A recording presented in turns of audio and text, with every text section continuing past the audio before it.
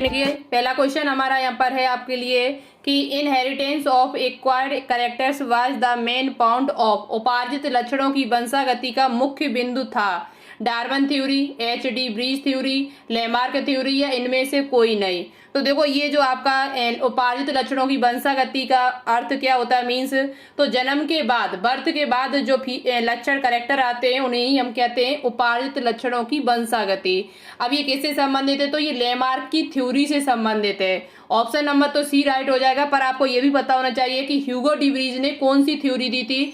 तो इनकी थ्योरी का नाम है म्यूटेशन थ्योरी। म्यूटेशन यानी उत्परिवर्तनवाद जो है वो किसके द्वारा दिया गया था, तो उत्परिवर्तनवाद जो है वो ह्यूगो डी व्रीज के द्वारा दिया गया था। उत्परिवर्तन का जो सिद्धांत है, उत्परिवर्तन क्या होता है तो आप सभी को पता होगा, हमारे शरीर में अचानक होने वाले परिवर्तन को ही उत्परिवर्तन कहते हैं। डार्विन थ्योरी कौन सी है, तो आपकी थ्योरी है Darwin origin of species, theory of origin of species natural selection. ये जो आपकी थ्योरी दी थी वो डार्विन थ्योरी है, यानी जिसे हिंदी में कहा जाता है प्राकृतिक चयनवाद।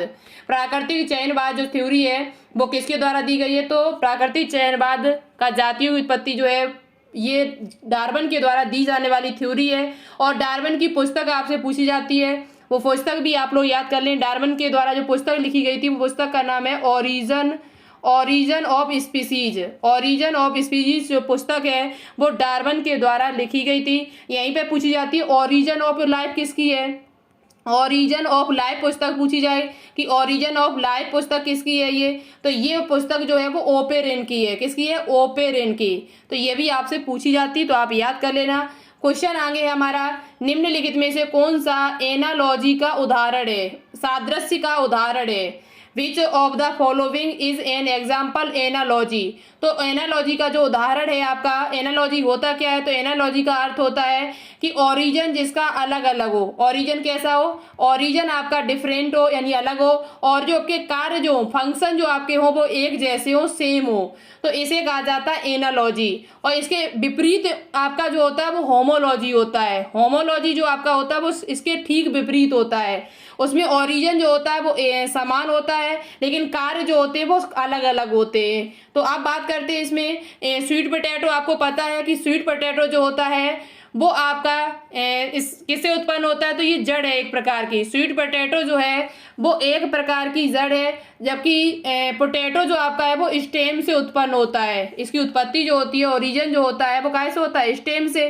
तो इनकी ओरिजिन कैसा हुआ, अलग अलग हुआ, लेकिन कार्य क्या एक ही है, खाना। ठीक है, तो राइट आंसर जो आपका हो जाएगा वो ऑप्शन नंबर ए हो जाएगा। जबकि thorn of bougainvillea in tendril of Cucurbitaceae, thorn of bougainvillea और कुकरबिटेसी में जो प्रतान होते हैं इनका काम होता है सहारा देना, और थॉर्न ऑफ बोगनविलिया इनमें जो थॉर्न होते हैं उनका काम होता है कांटों से सुरक्षा, इनकी कांटे जो होते हैं वो इनकी सुरक्षा करने में काम करते हैं, सुरक्षा करने का कार्य करते हैं। तो कार्य दोनों का कैसा हुआ, अलग अलग, लेकिन इनकी उत्पत्ति देखी जाए तो एक ही है। टेंड्रल और थॉर्न की जो उत्पत्ति है वो एक है, ये आपके स्टेम से निकलते हैं, तो इनकी उत्पत्ति एक जैसी है। तो ये आपका किसका उदाहरण हुआ, ये उदाहरण जो हुआ वो होमोलॉजी का उदाहरण हुआ। किसका हुआ, होमोलॉजी का। तो राइट आंसर जो आपका हो जाएगा वो ऑप्शन नंबर ए हो जाएगा। स्वीट पोटैटो एंड पोटैटो जो है वो एनालॉजी का उदाहरण है। और ऐसे ऑर्गन के विकास को क्या कहा जाता है, तो ऐसे ऑर्गन के विकास को अपसारी विकास कहा जाता है, जिसे इंग्लिश में कहा जाता है कन्वर्जेंट, सॉरी अपसारी नहीं, अभिसारी विकास कहा जाता है। अभिसारी विकास कहा जाता है, जिसे इंग्लिश में कहा जाता है कन्वर्जेंट इवोल्यूशन जो होता है वो आपका अभिसारी विकास होता है, एनालॉजी के विकास को कहते हैं। तो देखो आगे आपका क्वेश्चन दिया हुआ है यहाँ पर कि of the following is not vestigial organ, यानी निम्नलिखित में से कौन सा अवशेषी अंग नहीं है। अवशेषी अंग क्या होते हैं, तो वे ऑर्गन जो पूर्वजों में तो बहुत ज्यादा विकसित थे लेकिन अब प्रेजेंट टाइम पे आपके नहीं है, तो ऐसे ऑर्गन को अवशेषी अंग कहा जाता है। यानी कि विजडम टीथ आपका है, अपेंडिक्स आपका है, टेलबोन ये भी आपका है अवशेषी अंग। पहले के लोगों में विकसित था लेकिन अब तो नहीं है। टेलबोन पहले हुआ करती थी, पूंछ हुआ करती थी, अब तो नहीं है।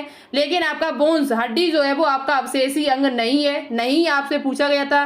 तो राइट आंसर आपका हो जाएगा ऑप्शन नंबर डी।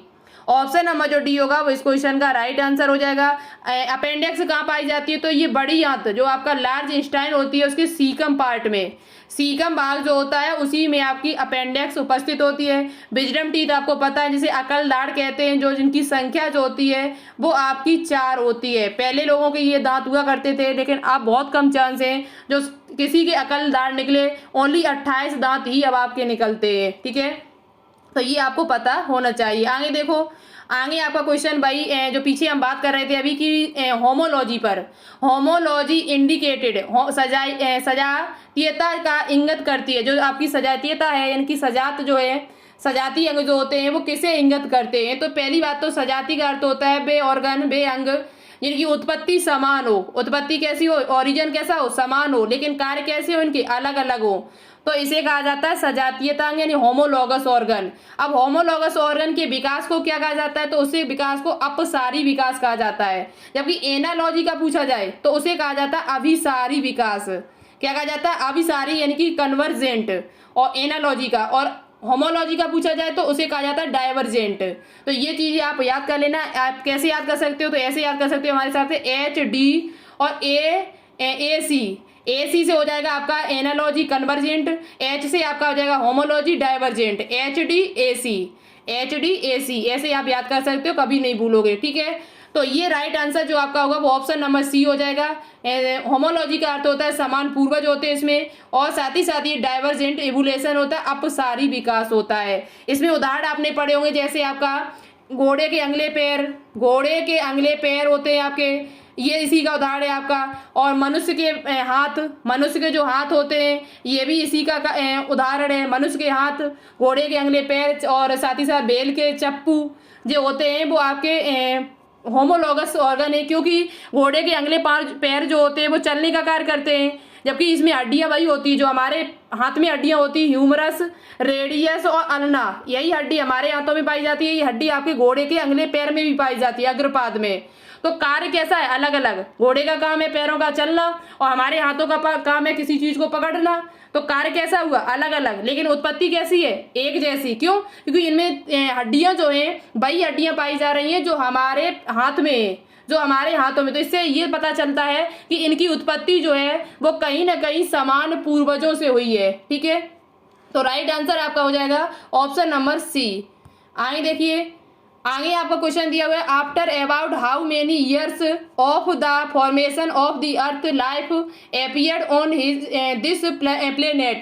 पृथ्वी के बनने के लगभग कितने वर्षों के बाद इस ग्रह पर जीवन की उत्पत्ति हुई थी। तो जीवन की उत्पत्ति पृथ्वी के बनने के बाद हुई थी वो 500 मिलियन ईयर्स पहले। 500 मिलियन, 1 मिलियन जो होता है वो 10 लाख के बराबर होता है, तो 500 मिलियन ईयर्स लगभग पहले जीवन की उत्पत्ति हुई थी। तो राइट आंसर हो जाएगा ऑप्शन नंबर सी, ठीक है। आगे देखिए, आगे आपका क्वेश्चन दिया हुआ है जो काफी इंपोर्टेंट क्वेश्चन है आप सभी के लिए। क्वेश्चन है हमारा, match the hominids with their correct brain size. आपको ब्रेन साइज बताना होगा, मस्तिष्क का जो आकार है वो उसको करेक्ट करके बताना होगा, साथ ही साथ आपको कोड बताने होंगे। आप देखो इस प्रकार के क्वेश्चन कैसे सॉल्व करोगे तुम, तो इसमें से आपको 1 या 2 का तो आंसर पता ही होगा कम से कम। ऐसा नहीं होगा कि आपको 1 भी का आंसर ना आता हो, 1 या 2 का जरूर आपको पता होगा। तो उसी की सहायता से आप इन कोड को लगा सकते हो। अब इसमें से आपको जैसे होमोसेपियंस का पता होगा, मनुष्य का जो वैज्ञानिक नाम होता है वो होमोसेपियंस होता है। इसका जो क्रेनियल कैपेसिटी है सीसी जो है वो कितना होता है, तो 1350 होता है। तो आप देखो डी का दूसरा कहाँ है, तो डी का दूसरा जो है वो ऑप्शन नंबर डी में है, और ऑप्शन नंबर ए में है इसमें, और ऑप्शन नंबर 3 में भी है। सी में नहीं है, तो सी को पहले ही आप हटा दो। जिसमें नहीं है डी का दूसरा उसे पहले हटा दो, उससे आपको अब कोई लेना देना नहीं है। अब इसके बाद आपको किसका पता होगा, तो होमोनियर्थल का भी पता होगा आपको। होमोनियर्थल का जो होता है वो सबसे ज्यादा होता है 1400 सीसी। तो दूसरे का क्या हो जाएगा, दूसरे का चौथा डी में दिया हुआ है, और इसमें है नहीं, इसमें भी नहीं है। तो ये सब ऑप्शन हमारे कट गए। अब बचा कौन सा, option number D. Option number जो डी होगा वो इस क्वेश्चन का राइट आंसर होगा। इस प्रकार के क्वेश्चन आप आराम से लगा सकते हो यदि आपको 1 या 2 का आंसर पता है। तो आप लगा दो यहाँ पर, होमो एबिलिस का कितना हो जाएगा, तो होमो एबिलिस का तीसरा, तो पहले का क्या हो जाएगा, तीसरा 650 से 800 सीसी, और होमो इरेक्टस का कितना हो जाएगा, तो 900 सीसी। तो ये आपका बनेगा 3, 4, 1, 2। ये कोड बन के आपका तैयार हो गया है, ठीक है। समझ में आ गया आपको। आगे देखो, आगे आपका क्वेश्चन दिया है कि which of the following had the smallest brain capacity, यानी कि निम्नलिखित में से किसकी मस्तिष्क क्षमता कम होती है। होमो इरेक्टस की कितनी होती है, तो अभी हमने आपको बताया कि होमो इरेक्टस की जो होती है वो कितनी होती है, 900 होती है, 900 सीसी होती है। होमो सेपियंस की कितनी है, तो 1350 सीसी है।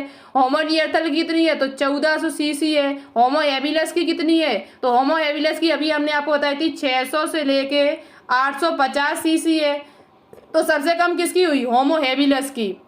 होमो हेबिलस की जो मस्तिष्क क्षमता है, जो क्रेनियल कैपेसिटी है, वो सबसे कम है। तो राइट आंसर आपका हो जाएगा ऑप्शन नंबर डी। ठीक है, तो देखिए यहाँ पर क्वेश्चन आपका दिया हुआ है जो काफी इंपोर्टेंट क्वेश्चन है, जो आपके एग्जाम में पूछा भी जा चुका है मेडिकल लाइन में। डार्विन की फिंच एक उत्कृष्ट उदाहरण है। डार्विन कौन थे, डार्विन ने आपको पता है कि इन्होंने एक सिद्धांत दिया था, प्राकृतिक चयनवाद, नेचुरल सिलेक्शन जो सिद्धांत है, थ्योरी है, वो डार्विन के द्वारा दी गई थी। और दूसरी बात, इनकी एक पुस्तक है origin of species, origin of species इनकी पुस्तक है, ये आपको याद करनी है। और साथ ही साथ यहाँ पर आपसे पूछा जाता है कि ओरिजिन ऑफ लाइफ किसकी पुस्तक है, तो ओरिजिन ऑफ लाइफ जो पुस्तक है वो ओपेरिन की पुस्तक है। किसकी है, ओपेरिन नाम के जो वैज्ञानिक थे जिन्होंने विकास के बारे में बताया हुआ है, ओपेरिन ने की पुस्तक पूछी जाए तो ओरिजिन ऑफ लाइफ है। किसकी है, ओरिजिन ऑफ लाइफ पुस्तक पूछी जाए तो ये ओपेरिन की है। ओरिजिन ऑफ स्पीसीज पुस्तक पूछी जाए, जातियों की उत्पत्ति पूछी जाए तो वो डार्विन की पुस्तक है। ये आपसे पूछा जाता है क्वेश्चन, तो आप याद कर ले। और दूसरी बात, डार्विन की फिंच एक उत्कृष्ट उदाहरण कौन सा है, तो फिंच एक प्रकार के पक्षी है जो डार्विन ने देखे हुए थे। दूसरी बात, ये किस द्वीप पर यात्रा करने के लिए गए थे, तो गैलापागोस द्वीप पर इन्होंने देखा था। किस जहाज से गए थे, तो एक बीगल नाम का जहाज था, उस पर ये गए हुए थे घूमने के लिए। तो वहां पर उन्होंने विभिन्न प्रकार के पक्षी देखे हुए थे।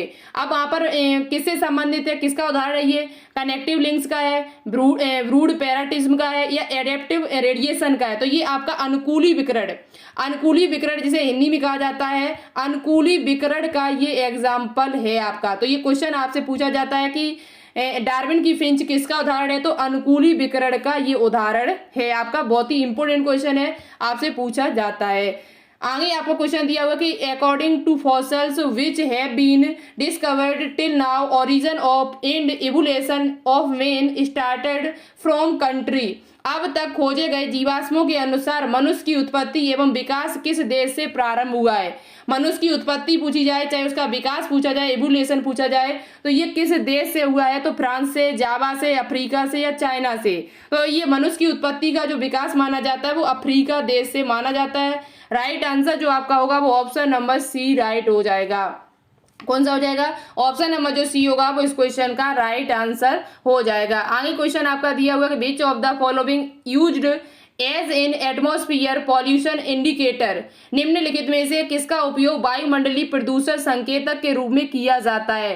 लेपिडोप्टेरा का, लाइकेंस का, लाइकोपोडियम का, इनमें से कोई नहीं। तो आप सभी को पता है एक संकेतक इंडिकेटर है वायु प्रदूषण का जिसे संकेतक कहा जाता है। वायु प्रदूषण का संकेतक भी कहा जाता है, एयर पॉल्यूशन का इंडिकेटर ऑफ एयर पॉल्यूशन, वो आपका है लाइकेन।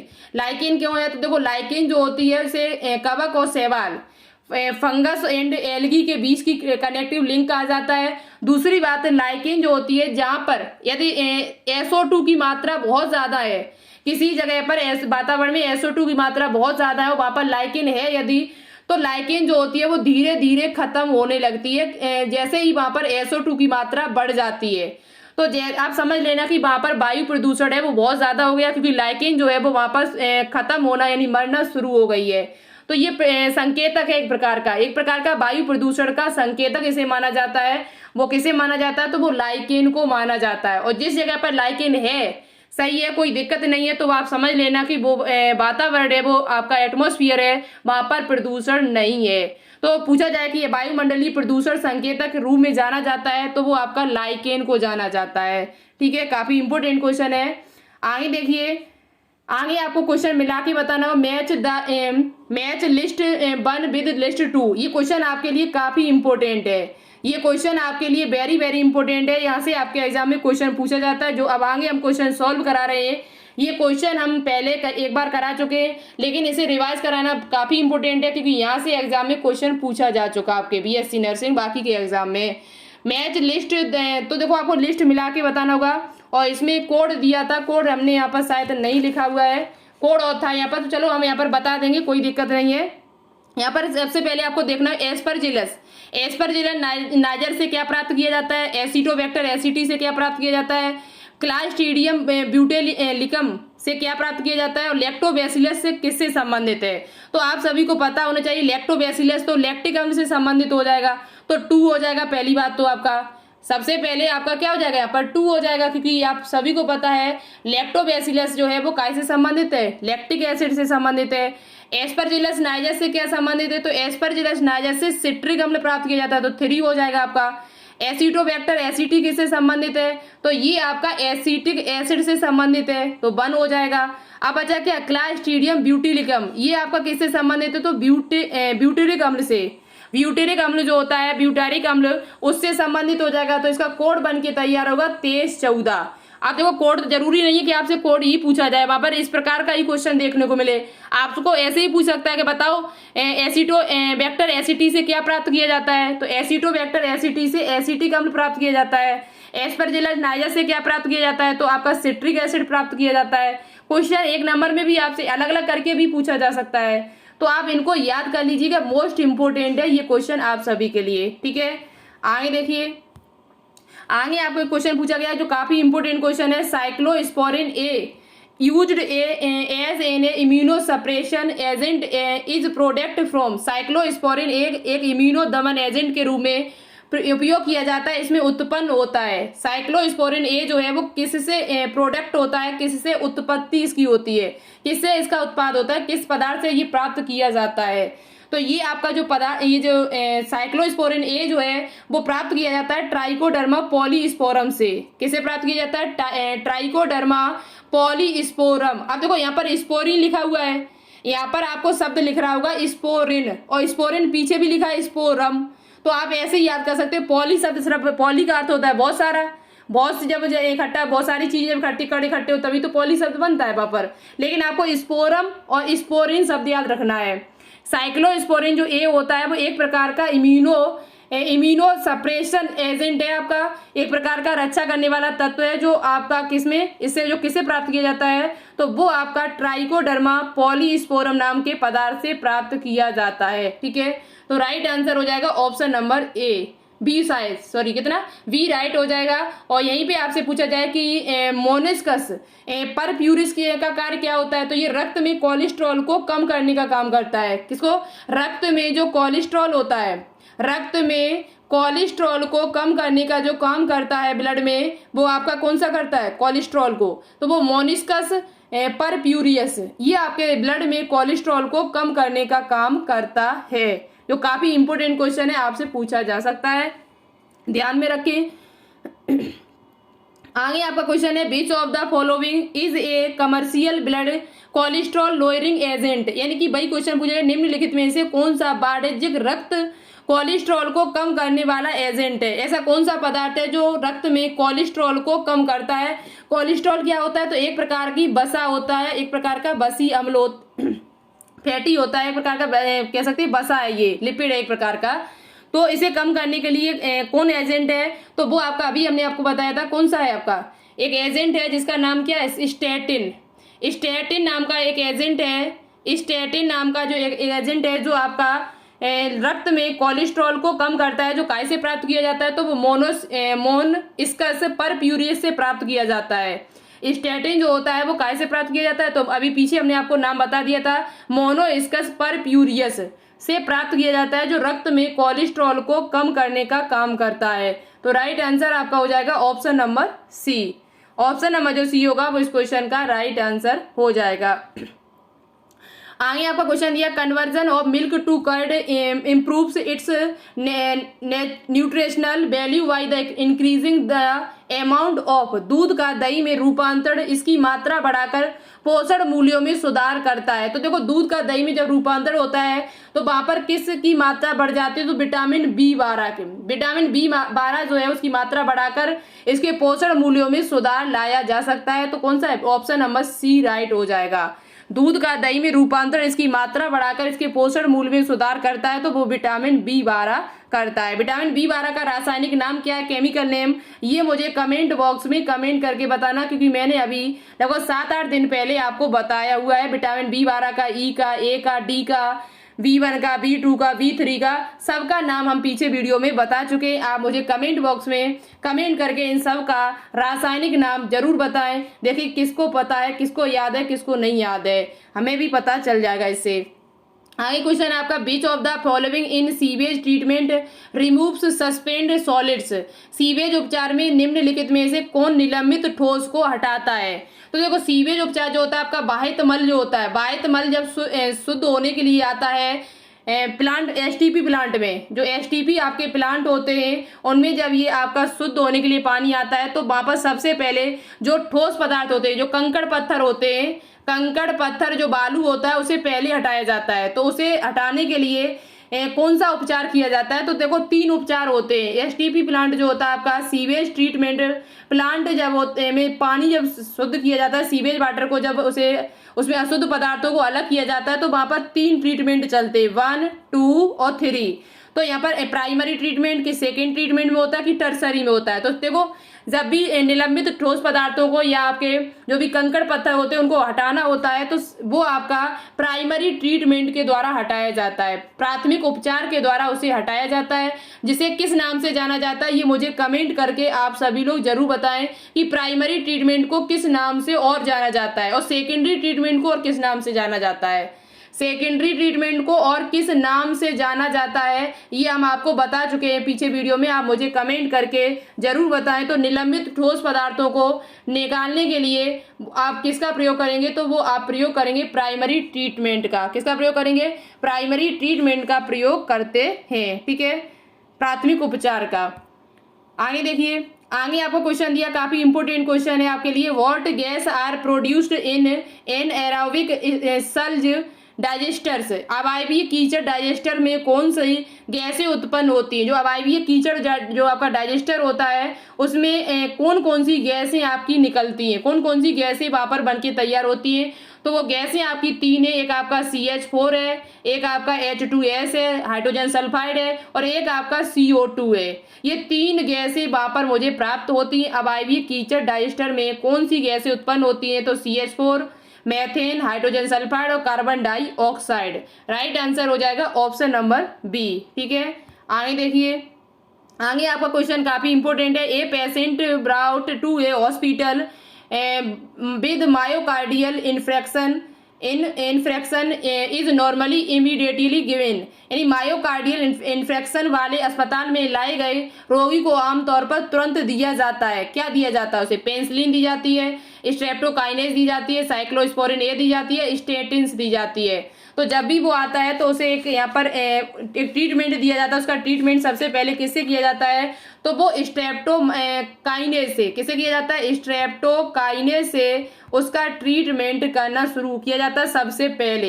एक मायोकार्डियल का अर्थ क्या है, हृदय से संबंधित है। हृदय से संबंधित जब किसी व्यक्ति को इन्फेक्शन होता है, रोग होता है, तो उसे सबसे पहले स्ट्रेप्टोकाइनेस दिया जाता है। तो राइट आंसर हो जाएगा ऑप्शन नंबर बी।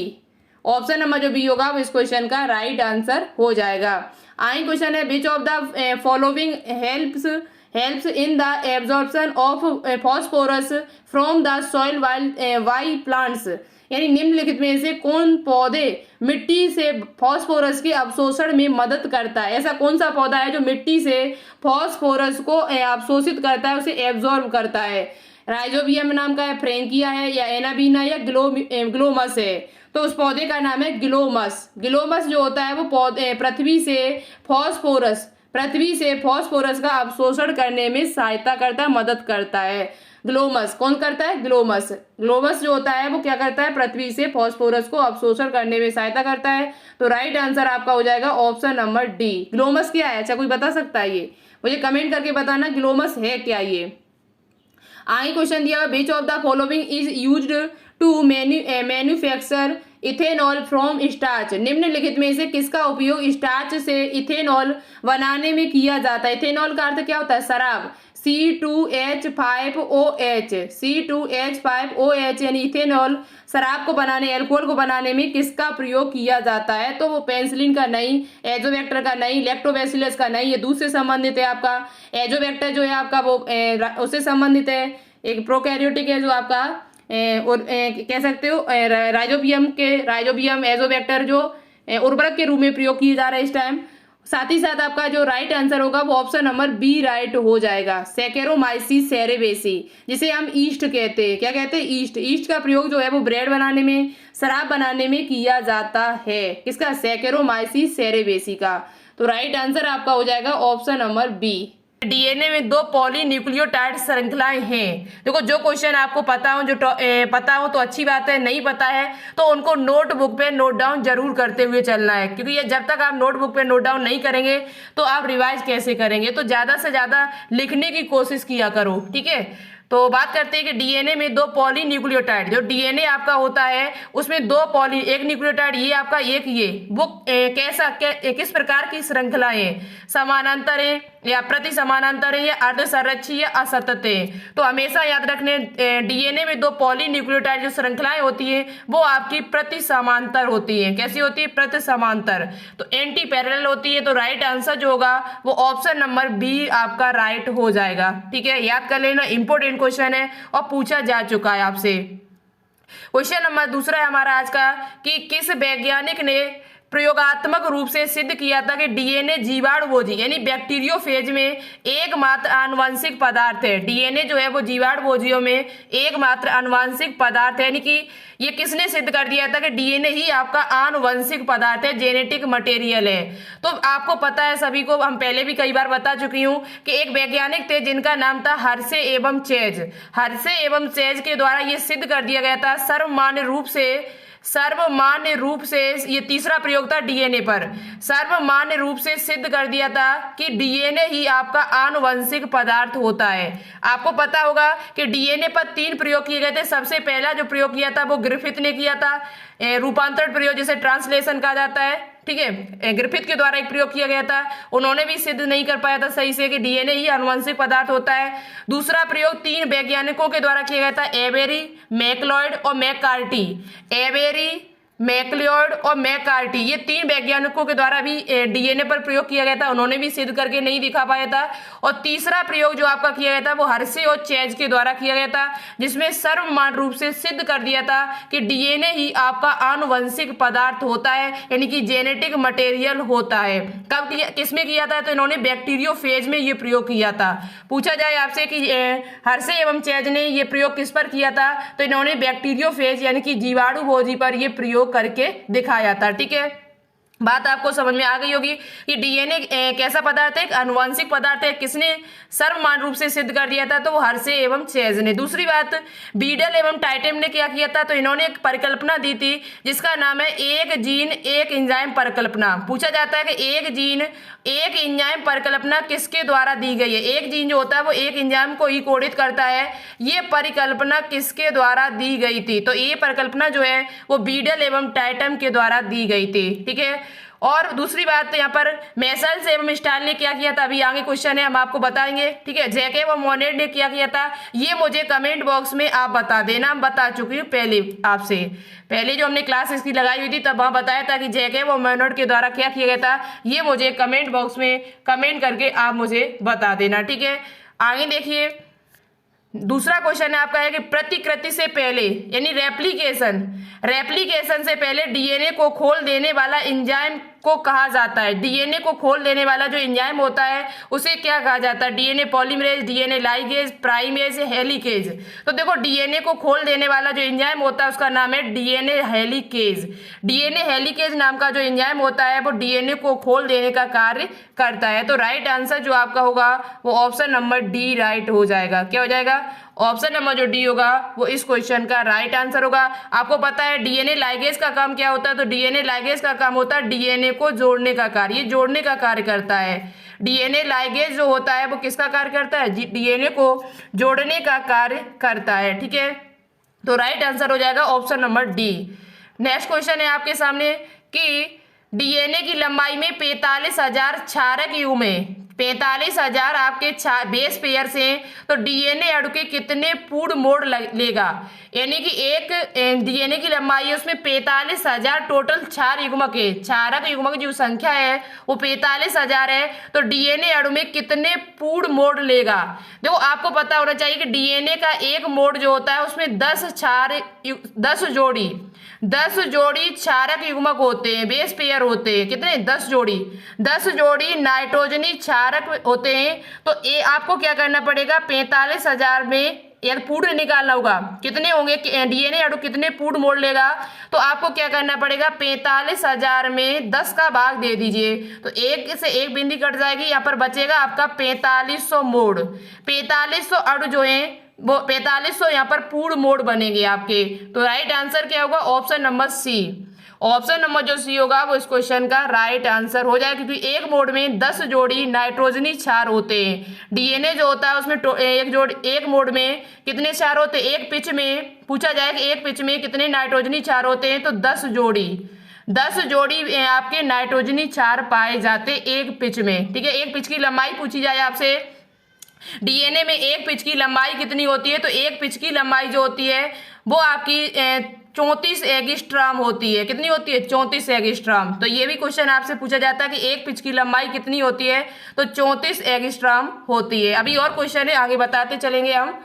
आगे क्वेश्चन है आपका कि एलेक्स जेफरी का नाम किससे संबंधित है। एलेक्स जेफरी जो थे उन्होंने क्या किया था, तो देखो एलेक्स जेफरी के जो प्रयोग किया था डीएनए अनुक्रमण पर कि आरएनए अनुक्रमण या जीन क्लोनिंग पर, या इनमें से कोई नहीं। तो आप सभी को पहले से पता है कि एलेक्स जेफरी जो वैज्ञानिक थे उन्होंने एक प्रयोग इन्होंने किसके बारे में बताया था, तो इन्होंने डीएनए फिंगरप्रिंटिंग के बारे में बताया था। डीएनए फिंगरप्रिंटिंग जो आपका है उसके बारे में जो बताया हुआ था वो किसके द्वारा बताया गया था, एलेक्स जेफरी के द्वारा बताया गया था। तो राइट आंसर जो आपका होगा यहाँ पर वो ऑप्शन नंबर डी हो जाएगा, जो हमें ऑप्शन में नहीं दिया गया था।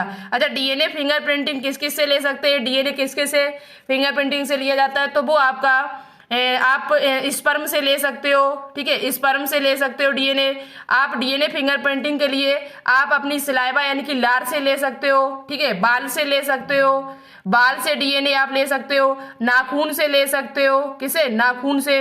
इन सब से डीएनए फिंगरप्रिंटिंग के टाइम डीएनए किससे लिया जा सकता है, तो स्पर्म से, लार से, सलाइवा, बालों से, हेयर से और नाखून से आप ले सकते हो। ठीक है, तो एलेक्स जेफरी ने किसके बारे में बताया था, डीएनए फिंगरप्रिंटिंग के बारे में बताया था। इनका कहना था कि जितने भी मनुष्य, जितना भी मानव है इस संसार में, उसमें 99.99% आपका डीएनए जो होता है वो सबका समान होता है। कैसा होता है, समान। और 0.1% जो डीएनए होता है वो हम सबका कैसा होता है, असमान होता है, जिसकी वजह से हम सबकी शक्ल जो है वो कैसी है, अलग अलग है। भले ही सगे भाई बहन है लेकिन हमारी शक्ल कैसी होती है, अलग अलग होती है। क्यों, क्योंकि ये 0.1% जो डीएनए है वो सबका अलग अलग है। बाकी का 99.99% जो डीएनए होता है वो सबका समान होता है। ठीक है, ये बात आपको समझ में आ गई होगी। आगे देखिए, आगे क्वेश्चन पूछा गया कि वृत्ताकार डीएनए पाया जाता है। जो वृत्ताकार डीएनए होता है वो किस में पाया जाता है, तो देखो हमेशा याद रखें, वृत्ताकार डीएनए जो मनुष्य हैं, हम लोग जो हैं, उनमें जो डीएनए होता है वो लाइनर डीएनए होता है, रेखाकार डीएनए होता है, लाइनर डीएनए होता है मनुष्य में। लेकिन वृत्ताकार डीएनए की बात की जाए जब भी आपसे, तो वृत्ताकार डीएनए जो होता है वो बैक्टीरिया में होता है, क्लोरोप्लास्ट में होता है, माइटोकॉन्ड्रिया में होता है। क्लोरोप्लास्ट और माइटोकॉन्ड्रिया ये दोनों ही कोशिका के अंदर पाए जाने वाले कोशिकांग हैं, जिनमें खुद का डीएनए होता है, खुद का इनमें डीएनए पाया जाता है। वैसे डीएनए आपने कहाँ पढ़ा है, केंद्रक के अंदर। वैसे डीएनए जो पाया जाता है वो केंद्रक के अंदर पाया जाता है, लेकिन केंद्रक के अलावा यदि आपसे पूछा जाए कि केंद्रक के अलावा किसमें और डीएनए पाया जाता है, तो वो आपका क्लोरोप्लास्ट में होता है और माइटोकॉन्ड्रिया में होता है। ठीक है, और बैक्टीरिया में जो आपका डीएनए होता है, वृत्ताकार डीएनए होता है। एक बात आपको और पता होनी चाहिए कि जो आपका वृत्ताकार डीएनए, जो जीवाणु जो होते हैं उनमें डीएनए जो प्रोकैरियोटिक कोशिका होती है तो उनका डीएनए जो होता है उसमें केंद्रक झिल्ली तो होती नहीं, केंद्रक होता है। केंद्रक विकसित ही नहीं होता है प्रोकैरियोटिक कोशिकाओं में, तो इनका डीएनए जो होता है वो ऐसे ही कोशिका द्रव्य में फैला हुआ होता है। लेकिन उस डीएनए के अलावा कुछ डीएनए अलग से भी डला होता है जो वृत्ताकार होता है। तो इस डीएनए को क्या कहा जाता है, तो इस डीएनए को कहा जाता है प्लाज्मिड। इस डीएनए को क्या कहा जाता है, तो इस डीएनए को प्लाज्मिड कहा जाता है। पूछा जाता है कि प्लाज्मिड किसे कहते हैं, तो जीवाणुओं में पाए जाने वाले अतिरिक्त गुणसूत्रीय डीएनए को, एक्सटर्नल क्रोमोसोमल डीएनए को ही हम प्लाज्मिड कहते हैं। जीवाणु कोशिका में पाया जाने वाला अतिरिक्त जो गुणसूत्रीय डीएनए होता है उसे ही हम क्या कहते हैं, प्लाज्मिड कहते हैं। तो प्लाज्मिड भी आपसे पूछा जा सकता है, तो आप बता सकते हो कि डीएनए जीवाणु में पाया जाने वाला अतिरिक्त गुणसूत्रीय डीएनए, क्रोमोसोमल जो डीएनए होता है आपका, अतिरिक्त गुणसूत्रीय डीएनए जो होता है उसे ही क्या कहा जाता है, प्लाज्मिड कहा जाता है। क्या कहा जाता है, प्लाज्मिड। तो ये पॉइंट भी आप लोग याद कर लेना है, ठीक है। तो किस किस में होता है ये आपको पता चल चुका है। आप बात करते हैं क्वेश्चन आपसे इस प्रकार के पूछे जाते हैं जेनेटिक्स चैप्टर में, और हो सकता है कि आपको एग्जाम में देखने को मिल जाए, नीट में भी पूछे जाते हैं आपसे। यदि एक डीएनए अणु में 18% साइटोसिन है तो एडेनिन का परसेंटेज कितना होगा। आप सभी को मालूम है कि 4 ग्राफ का जो नियम है उसमें उन्होंने बताया हुआ है कि ए बराबर जो होता है वो टी होता है और सी बराबर जो होता है वो जी होता है। एडेनिन जो होता है वो थाइमिन के बराबर होता है और साइटोसिन जो होता है वो ग्वानिन के बराबर होता है। हमेशा याद रख लें ये किसका नियम है, तो ये नियम है आपका 4 ग्राफ का। 4 ग्राफ का नियम है कि उन्होंने बताया था कि एडेनिन जो होता है वो थाइमिन के बराबर होता है और साइटोसिन जो होता है वो ग्वानिन के बराबर होता है। तो इसमें क्या होगा, आपको मात्रा जो दी है वो 18% साइटोसिन की दी है, तो सी बराबर 18% है। तो अभी हमने आपको बताया था कि साइटोसिन जो होता है वो किसके बराबर होता है, ग्वानिन के बराबर। तो ये जब 18% होगा तो ये भी आपका 18% होगा, ठीक है। अब टोटल कितना हो जाएगा, तो टोटल आपका 36% हो जाएगा। 18 कितने हो जाएंगे, 36। और परसेंटेज जो होती है वो हमेशा किस में निकाली जाती है, 100 पे निकाली जाती है। एडेनिन की मात्रा आपसे पूछी गई है, एडेनिन की मात्रा जो है वो आपसे पूछी गई है। तो देखो कैसे निकालोगे, 36 टोटल हो गई है, तो आप क्या करिएगा 100 में से 36 घटा दो। 100 में से 36 घटाओगे तो 64% बचेगा, 64। और 64 को यहाँ पर आधा कर दो इसका, तो 32% ये हो जाएगा और 32% आपका ये हो जाएगा। तो इसमें जो 64% है वो A+T पूरा है आपका। A+T जो है वो पूरा आपका कितना है, 64 का आधा आधा करोगे तो 32% आपका एडेनिन हो जाएगा और 32% ही आपका थाइमिन हो जाएगा। मात्रा किसकी पूछी गई थी, तो एडेनिन की पूछी गई। तो एडेनिन का जो परसेंटेज निकल के आया है वो आपका 32% निकल के आया। तो राइट आंसर क्या होगा, ऑप्शन नंबर बी। यही आपसे पूछा जाता कि थाइमिन की परसेंटेज बताओ, तो वो भी आपकी 32% हो जाती, ठीक है। A+T दोनों का पूछा जाता तो 64% हो जाता आपका। तो राइट आंसर क्या होगा, ऑप्शन नंबर बी राइट हो जाएगा। हो सकता है आपको समझ में आ गया हो, ना समझ में आए तो मुझे बता देना, हम दोबारा से समझाने की कोशिश करेंगे। अभी और भी क्वेश्चन है उनको समझा देंगे, ठीक है। आगे आपका क्वेश्चन है कि डीएनए अर्ध संरक्षी, ये प्रयोग किसने किया था, तो अभी हमने बात की थी कि डीएनए जो आपका semi conservative replication of DNA अर्ध संरक्षी प्रतिकृतियन को सिद्ध करने में इस्तेमाल होने वाला समस्थानिक कौन सा था। ये प्रयोग किसने किया था, सबसे पहले आपको ये पता होना चाहिए कि डीएनए अर्ध संरक्षी प्रतिकृतियन, इसका भी हम आगे फिगर आपको दिखा देंगे, है हम चित्र लेकर आए हुए इसका कैसे इन्होंने प्रयोग किया था। तो ये प्रयोग किसने किया था, तो ये प्रयोग सबसे पहले किया गया था मेसल्स एवं स्टाल के द्वारा। मेसल्स और स्टाल नाम के 2 वैज्ञानिक थे, इनके द्वारा मेसल्स और स्टाल नाम के 2 वैज्ञानिक थे जिनके द्वारा ये प्रयोग आपका किया गया था। और दूसरी बात, इसमें आपका कौन सा समस्थानिक लिया गया था, तो इसमें नाइट्रोजन के इन्होंने समस्थानिक लिए थे। एक हल्का नाइट्रोजन लिया था 14N लिया था एक इन्होंने, एक आपका 15N लिया था। तो 14N जो था आपका वो हल्का नाइट्रोजन था, हल्का समस्थानिक। 15N जो था वो भारी नाइट्रोजन था। तो इन्होंने 14N और 15N का प्रयोग किया था। किसने किया था, तो ये मेसल्स और स्टाल नाम के वैज्ञानिकों ने किया था। किसके लिए, डीएनए अर्ध संरक्षित रेप्लिकेशन के लिए। कैसे प्रयोग होता है ये अभी हम आपको आगे दिखा देंगे, लेकिन पूछा जाए कौन से समस्थानिक लिए गए थे, तो 14N और 15N, N का मतलब है नाइट्रोजन, ठीक है। तो राइट आंसर क्या होगा, ऑप्शन नंबर ए। आगे आपसे क्वेश्चन पूछा गया है कि मानव में अलिंग सूत्री गुणसूत्रों की संख्या कितनी होती है। The number of autosomal chromosomes in the human being are, यानी आपसे समजात गुणसूत्रों की संख्या पूछी गई है। आपसे क्या पूछा गया, समजात गुणसूत्रों की संख्या आपसे पूछी गई है। तो समजात गुणसूत्रों की संख्या पूछी जाए, ध्यान सुनना मेरी बात को बहुत ही दिमाग लगा के। यदि संख्या आपसे पूछी जाए समजात गुणसूत्रों की तो आप कितनी बताओगे, 44। यदि ये पूछा जाता कितने जोड़ी है तब आप आंसर देते 22 जोड़ी। ठीक है, तो यदि आपसे संख्या पूछी गई है तो राइट आंसर हमारा क्या होगा, 44 यहाँ पर होगा।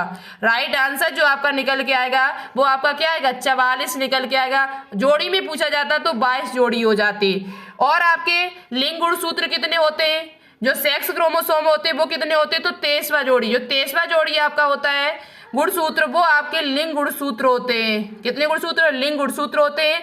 सेक्स क्रोमोसोम होते हैं जो एक आपका एक्स एक्स होता है और एक आपका एक्स वाई होता है। एक्स वाई जो होता है वो नर में होता है, मेल में होता है, जबकि एक्स एक्स जो होता है वो मादा में होता है, 23वां गुणसूत्र। ठीक है, तो ये आपके 22 जो होते हैं वो समजात होते हैं, चाहे आपका नर हो चाहे मादा हो, मेल हो या फीमेल हो। 22 जोड़ी गुणसूत्र जो होते हैं वो सभी में समान होते हैं। 23वां जोड़ी जो गुणसूत्र होता है वो आपका अलग होता है। अलग कैसा होता है, तो एक्स एक्स होता है वो मादा में होता है, जबकि एक्स वाई जो होता है वो नर में होता है। ठीक है, तो संख्या आपसे पूछी गई थी तो राइट आंसर होगा ऑप्शन नंबर बी 22। वो सॉरी 44। संख्या पूछी जाए तो 44 बताओगे, संख्या पूछी जाए तो 44 बताओगे, जोड़ी में पूछा जाता तो 22 जोड़ी हमारा हो जाता। तो राइट आंसर ये होगा ऑप्शन ए। आगे देखिए, आगे क्वेश्चन ये हम आपको कई बार करा चुकी हूं कि आपसे पूछा गया है कि which of the following is a termination codon, यानी इनमें से कौन सा रोध प्रकूट है। रोध प्रकूट कह दो चाहे आप स्टॉप कोडॉन कह दो, एक ही बात है। स्टॉप कोडॉन कह दीजिए चाहे आप टर्मिनेशन कोडॉन कह दीजिए, यानी कि ऐसे कौन से कोडॉन है जो क्रिया को रोक देते हैं। आपको पता है कि टोटल जो आपके कोडॉन होते हैं वो 64 होते हैं। 64 में आपके 61 सक्रिय होते हैं, एक्टिव होते हैं, और 3 बचे हुए जो होते हैं कोडॉन वो आपके कैसे होते हैं, एक्टिव नहीं होते, यानी कि स्टॉप कोडॉन होते हैं जो क्रिया को रोक देते हैं। आपको पता है कोडॉन किसे कहा जाता है, तो कोडॉन जो होता है वो 3 नाइट्रोजनी क्षारों का समूह, 3 नाइट्रोजनी क्षारों के समूह को कोडॉन कहते हैं। 3 नाइट्रोजनी क्षारों के समूह को क्या कहा जाता है, कोडॉन कहा जाता है। ठीक है, तो कौन कौन से हैं आपको पता है, तो UAA है, UAG है और UAGA, ये तीनों ही आपके ऐसे कोडॉन हैं जो जिन्हें टर्मिनेशन कोडॉन कहा जाता है या स्टॉप कोडॉन कहा जाता है, जो आपके क्रिया को क्या कर देते हैं, स्टॉप कर देते हैं, रोक देते हैं। तो राइट आंसर होगा ऑप्शन नंबर डी। यही पूछा जाता है कि आपका प्रारंभिक कोडॉन कौन सा है, तो वो आपको पता है AUG होता है। हम आपको कई बार बता चुकी हूँ। इसे AUG जो है ये किसे अमीनो अम्ल को कोडित करता है, तो ये मिथियोनीन को कोडित करता है। किसे कोडित करता है, मिथियोनीन जो अमीनो अम्ल होता है उसे ये आपका कोडित करता है। ये आपका प्रारंभिक या आप कह सकते हो आरंभन कोडॉन होता है। ठीक है, आगे अभी बात करेंगे। आगे आपका क्वेश्चन दिया हुआ है, बहुत ही इंपॉर्टेंट क्वेश्चन है कि निम्नलिखित में से कौन आणविक जीव विज्ञान के मूल सिद्धांत का पालन नहीं करता है। अब देखो कैसे इस क्वेश्चन को समझोगे, तो पहले सबसे पहले आपको पता होना चाहिए कि सेंट्रल डॉगमा किसे कहते हैं। सेंट्रल डॉगमा होता क्या है, तो सेंट्रल डॉगमा आप पता है DNA से mRNA बनता है। आपको पता है कि DNA से आप क्या बनता है, mRNA, और mRNA से क्या बनती है, प्रोटीन। तो DNA से mRNA जब बनता है तो इस क्रिया को ट्रांसक्रिप्शन कहते हैं। क्या कहते हैं, ट्रांसक्रिप्शन या अनुलेखन। और mRNA से प्रोटीन जब बनता है तो इस क्रिया को कहा जाता है ट्रांसलेशन। और इस पूरी प्रक्रिया को क्या कहते हैं, DNA से mRNA, mRNA से प्रोटीन, और प्रोटीन आपकी ट्रांसलेशन यानी अनुवादन के द्वारा बनती है। इस पूरी प्रक्रिया को सेंट्रल डॉगमा कहते हैं। तो सेंट्रल डॉगमा क्या हुआ, DNA से mRNA का बनना, mRNA से प्रोटीन का बनना, इस पूरी प्रक्रिया को क्या कहा जाता है, सेंट्रल डॉगमा। अब यहाँ से पूछा क्या गया है कि कौन सा ऐसा है जो सेंट्रल डॉगमा का पालन नहीं करता है, तो एक आपने पढ़ा होगा reverse central dogma, reverse transcription पढ़ा होगा आपने। देखो DNA से mRNA का बनना ट्रांसक्रिप्शन कहलाता है, यही आपका होता है। यदि वायरस होते, विषाणु की जब बात की जाए तो उसमें ऐसा नहीं होता है। उसमें क्या होता है, तो उसमें सबसे पहले RNA बनता है और RNA से आपका DNA बनता है। RNA से क्या बनता है, DNA, DNA से क्या बनता है, mRNA, और mRNA से क्या बनता है, प्रोटीन। ठीक है। तो ये होता है रिवर्स सेंट्रल डॉग्मा। और ये जो चलता किस में है, तो ये वायरस में ऐसा होता है। ये आपको कहाँ देखने को मिलेगा, तो विषाणुओं में। यहाँ पर रिवर्स ट्रांसक्रिप्शन की क्रिया चलती है। आरएनए से क्या बन रहा है, डीएनए बन रहा है, तो इस क्रिया को कहा जाता है रिवर्स ट्रांसक्रिप्शन। इस क्रिया को क्या कहा जाता है, रिवर्स ट्रांसक्रिप्शन कहा जाता है। ये किस एंजाइम की सहायता से होती है, तो रिवर्स ट्रांसक्रिप्टेज एंजाइम की सहायता से। यहाँ एंजाइम जो होता है वो रिवर्स ट्रांसक्रिप्टेज एंजाइम जो होता है उसकी सहायता से आरएनए से डीएनए बनता है, डीएनए से एमआरएनए, फिर एमआरएनए से प्रोटीन बनती है। और ये होता है किसमें, वायरसों में। वायरस जो होते हैं वो रिवर्स ट्रांसक्रिप्शन उनमें चलता है। तो यही आपका राइट आंसर। मटर में तो आपका सेंट्रल डॉग्मा होता है, म्यूकर में भी होता है, क्लेमाइडोमोनास में भी होता है, लेकिन एचआईवी जो होता है वो सेंट्रल डॉग्मा का पालन नहीं करता है, क्योंकि उसमें रिवर्स ट्रांसक्रिप्शन होता है, आरएनए से डीएनए बनता है, जबकि बाकी में क्या होता है, डीएनए से एमआरएनए बन रहा था डायरेक्ट। ठीक है। दूसरी बात यहाँ पर पूछा जाए क्लेमाइडोमोनास क्या होता है, तो ये एक प्रकार का एक कोशिकीय आपका हरा शैवाल है, ग्रीन एल्गी है आपका। पूछा जाता है ये क्वेश्चन के बताइए क्लेमाइडोमोनास क्या होता है, तो एक कोशिकीय होता है, यूनिसेलुलर होता है और हरा शैवाल होता है। ठीक है। म्यूकर क्या है, तो म्यूकर एक प्रकार का कवक है, काली फफूंदी जिसे कहा जाता है। म्यूकर जो है जिसे काली फफूंदी के नाम से भी जाना जाता है, किसके नाम से, काली फफूंदी के नाम से जाना जाता है, ब्लैक फंगस कहा जाता है। मटर का वैज्ञानिक नाम आपको पता होगा, पाइसम सैटाइवम। पाइसम सैटाइवम ये जो होता है वो मटर का वैज्ञानिक नाम होता है। तो राइट आंसर होगा एचआईवी। एचआईवी क्या होता है, तो जिसकी वजह से एडिस रोग आपका होता है। एचआईवी वायरस जो होता है ये टी लिम्फोसाइट को हमारे शरीर में बहुत ज्यादा इफेक्ट डालता जाके, टी लिम्फोसाइट को ये नष्ट कर देता जाके। तो एचआईवी वायरस की वजह से क्या होता है, एडिस रोग होता है। दूसरी बात, एचआईवी जो होता है उसमें सिंगल स्टैंड आरएनए होता है या डबल स्टैंड, ये मुझे कमेंट बॉक्स में कमेंट करके बताना आप सभी लोग। बहुत पहले हम बता चुकी हूँ, एचआईवी जो होता है उसमें सिंगल स्टैंड आरएनए होता है या डबल स्टैंड आरएनए होता है, ये मुझे कमेंट बॉक्स में कमेंट करके बता देना। ठीक है। इंतजार करेंगे आपके कमेंट का, और कौन सबसे पहले आंसर देता है ये भी देखेंगे। और सबसे अच्छा आपसे पूछा गया इनिटिएटर कोडॉन यानी प्रारंभिक कोडॉन क्या, ये सीपी नेट 2017 में क्वेश्चन पूछा जा चुका है। तो अभी बताया था प्रारंभिक कोडॉन आपका कौन सा होता है, AUG जो होता है वो आपका प्रारंभिक कोडॉन होता है, जो मिथियोनिन को कोडित करता है। जो यहाँ पर ऑप्शन में नहीं दिया हुआ है, तो ऑप्शन नंबर डी राइट हो जाएगा। ऑप्शन नंबर जो डी होगा वो इस क्वेश्चन का राइट आंसर होगा। AUG जो है वो आपका मिथियोनिन को कोडित करता है, और ये आपका राइट आंसर जो होगा वो क्या हो जाएगा, डी ऑप्शन हो जाएगा। ठीक है।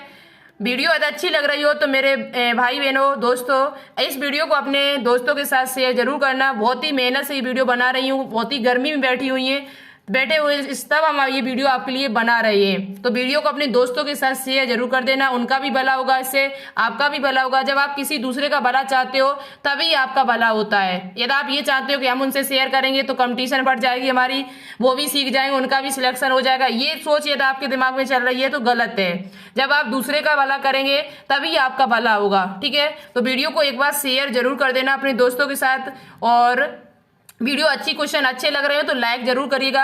बहुत ही मेहनत से ये वीडियो बनाई जा रही है आज। वैसे ये लाइव क्लास चलाती है तो उतनी मेहनत नहीं लगती है बनाने में मुझे।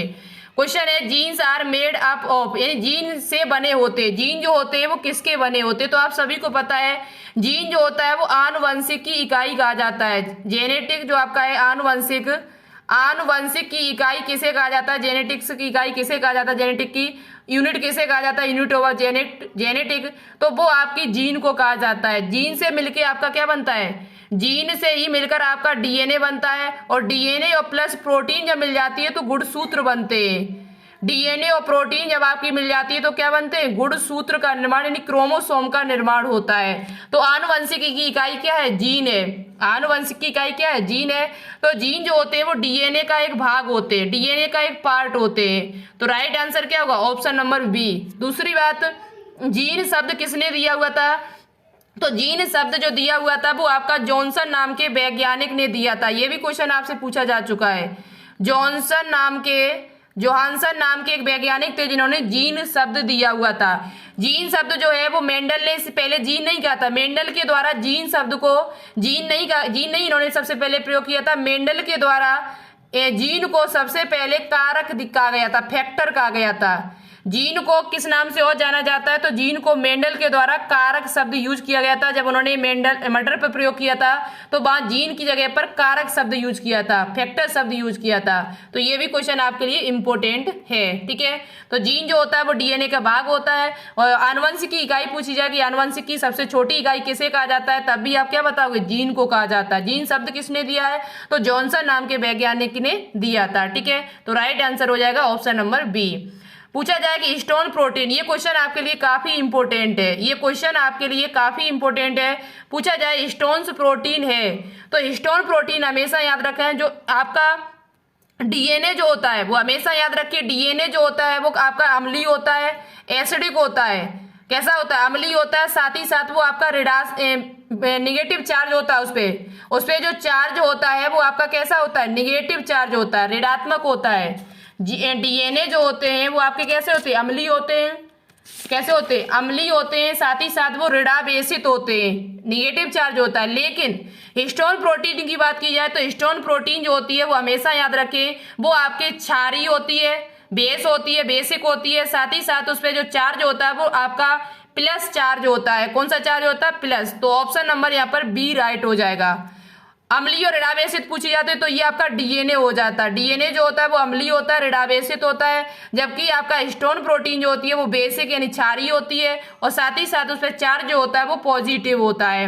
आप सभी को पता है कि गुणसूत्र जो होते हैं वो काय के बने होते हैं, ये भी क्वेश्चन आपसे पूछा जाता है, क्रोमोसोम। तो DNA plus histone protein, DNA plus histone plus non histone protein से मिलके बने हुए होते हैं। लेकिन आप इतना ही याद कर लो, डीएनए और हिस्टोन प्रोटीन जो गुणसूत्र आपके जो होते हैं वो डीएनए और हिस्टोन प्रोटीन से मिलके बने हुए होते हैं, ठीक है।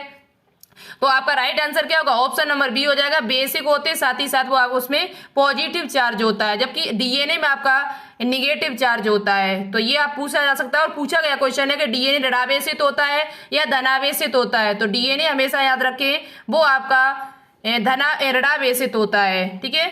क्वेश्चन है आगे, डीएनए से एमआरएनए का बनना क्या कहलाता है? अभी हमने थोड़ी देर पहले बताया था कि डीएनए से एमआरएनए का बनना आपका ट्रांसक्रिप्शन कहलाता है। डीएनए से एमआरएनए का बनना क्या कहलाता है? ट्रांसक्रिप्शन कहलाता है। और एमआरएनए से प्रोटीन का बनना, एमआरएनए से प्रोटीन का बनना क्या कहलाता है? तो वो आपका ट्रांसलेशन कहलाता है। और दूसरी बात, रिवर्स ट्रांसक्रिप्शन क्या होता है? तो आरएनए से डीएनए का बनना, आरएनए से डीएनए का बनना क्या कहलाता है? तो रिवर्स ट्रांसक्रिप्शन कहलाता है, जो आपका वायरस में होता है। ये आपको कहाँ देखने को मिलेगा? तो जो विषाणु होते हैं उनमें रिवर्स ट्रांसक्रिप्शन की क्रिया देखने को मिलती है, ठीक है।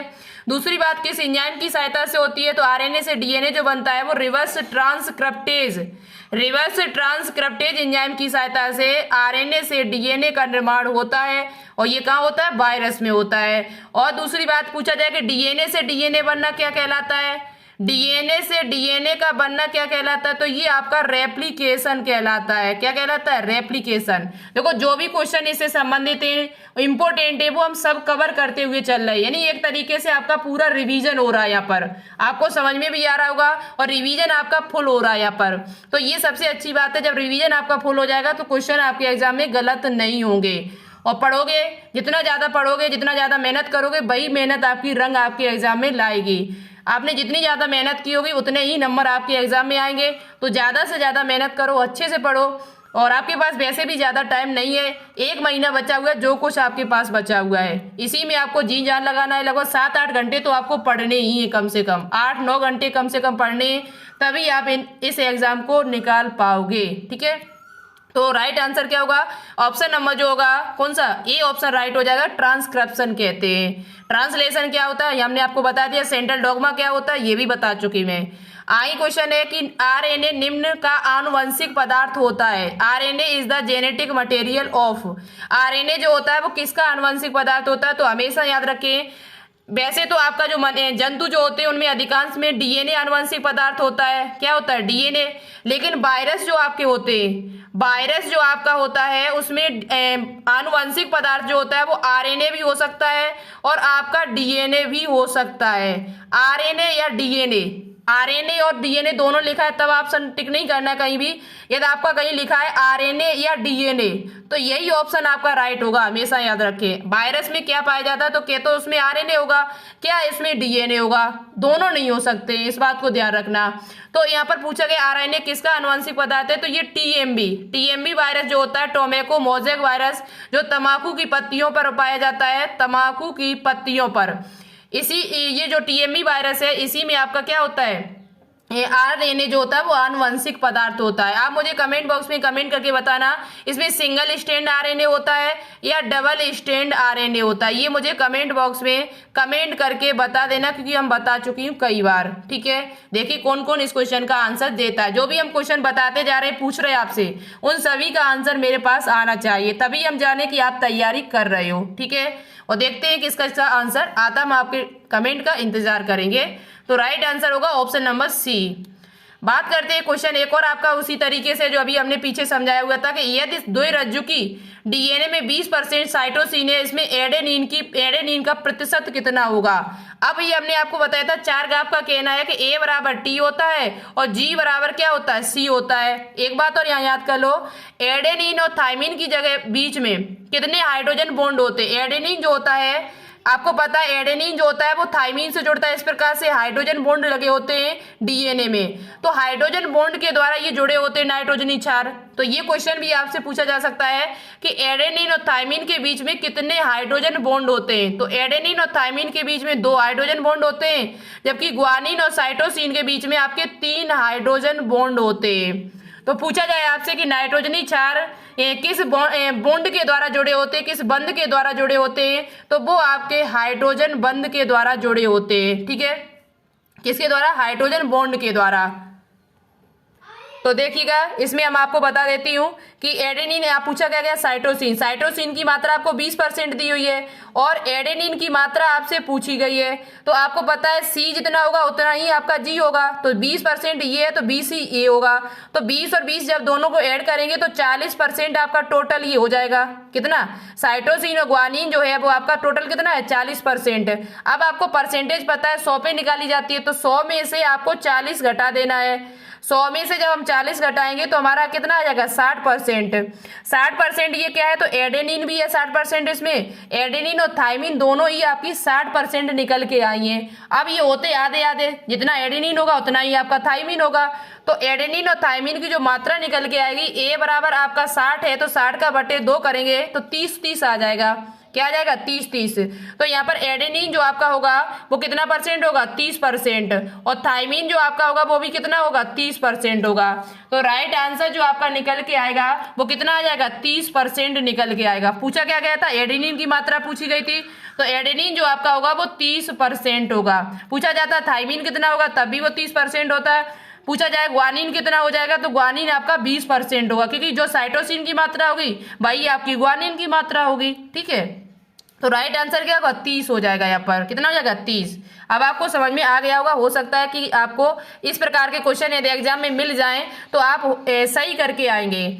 एक क्वेश्चन है आपका कि यदि डीएनए के एक रज्जुक में in the sequence of basis in one strand of DNA is ATGCA then what will be the sequence of bases on the complementary strand। यानी कि संपूरक रज्जुक, एक डीएनए में ये कोडन आपको दिए गए, उसके संपूरक उसके सामने वाले, यानी एक तरफ के आपको डीएनए का नाइट्रोजनी क्षार दिया हुआ है और दूसरी तरफ से आपका पूछा गया उसके संपूरक, उसके सामने वाला जो नाइट्रोजनी क्षार होगा उसमें क्या होगा। तो आपको पता है पहले से कि डीएनए जब पूछा जाए, डीएनए में जब आपसे पूछा जाएगा तो उसका संपूरक आपको पता है कि ए बराबर क्या होता है, टी होगा। तो ए के सामने टी लिखा होगा और जी के सामने हमेशा याद रखिए सी लिखा होगा। इसमें यहाँ पर नाइट्रोजनी क्षार जब डीएनए के निकालेंगे तो ए के बराबर टी लिखा होगा और जी के बराबर सी लिखा होगा। लेकिन आरएनए का पूछा जाएगा तो आरएनए में हमेशा याद रखिए थायमिन की जगह पर वहां पर यूरेसिल पाया जाता है। तो थायमिन आरएनए में आपका चेंज हो जाएगा, जहां थायमिन लिखा होगा वहां पर आपका क्या आ जाएगा, यूरेसिल आ जाएगा। तो वहां पर आप चेंज करके देख सकते हो। लेकिन मुझे पूछा किसका गया, डीएनए का ही पूछा गया है। तो डीएनए में जब भी पूछा जाएगा तो इसका कोड जो निकल के आएगा संपूरक कोड रज्जुक में, वो आपका क्या निकल के आएगा, ए बराबर क्या हो जाएगा, टी, और टी बराबर क्या हो जाएगा, ए, जी बराबर क्या हो जाएगा, सी, सी बराबर हो जाएगा जी, और ए बराबर क्या हो जाएगा, टी, टी बराबर ए और जी बराबर सी और सी बराबर क्या हो जाएगा जी और ए बराबर टी। अब आपको देखना होगा कि जहाँ शुरुआत में भी टी होनी चाहिए और लास्ट में भी टी होनी चाहिए, तो वो आपका इसमें भी नहीं है, इसमें भी नहीं, इसमें भी नहीं, बचा कौन सा ऑप्शन नंबर सी। टी यहाँ पर भी दिया, टी यहाँ पर भी दिया, यही आपका राइट आंसर है। और आप देख सकते हो यही निकल T A C G T और यही आपका निकल के आया हुआ है।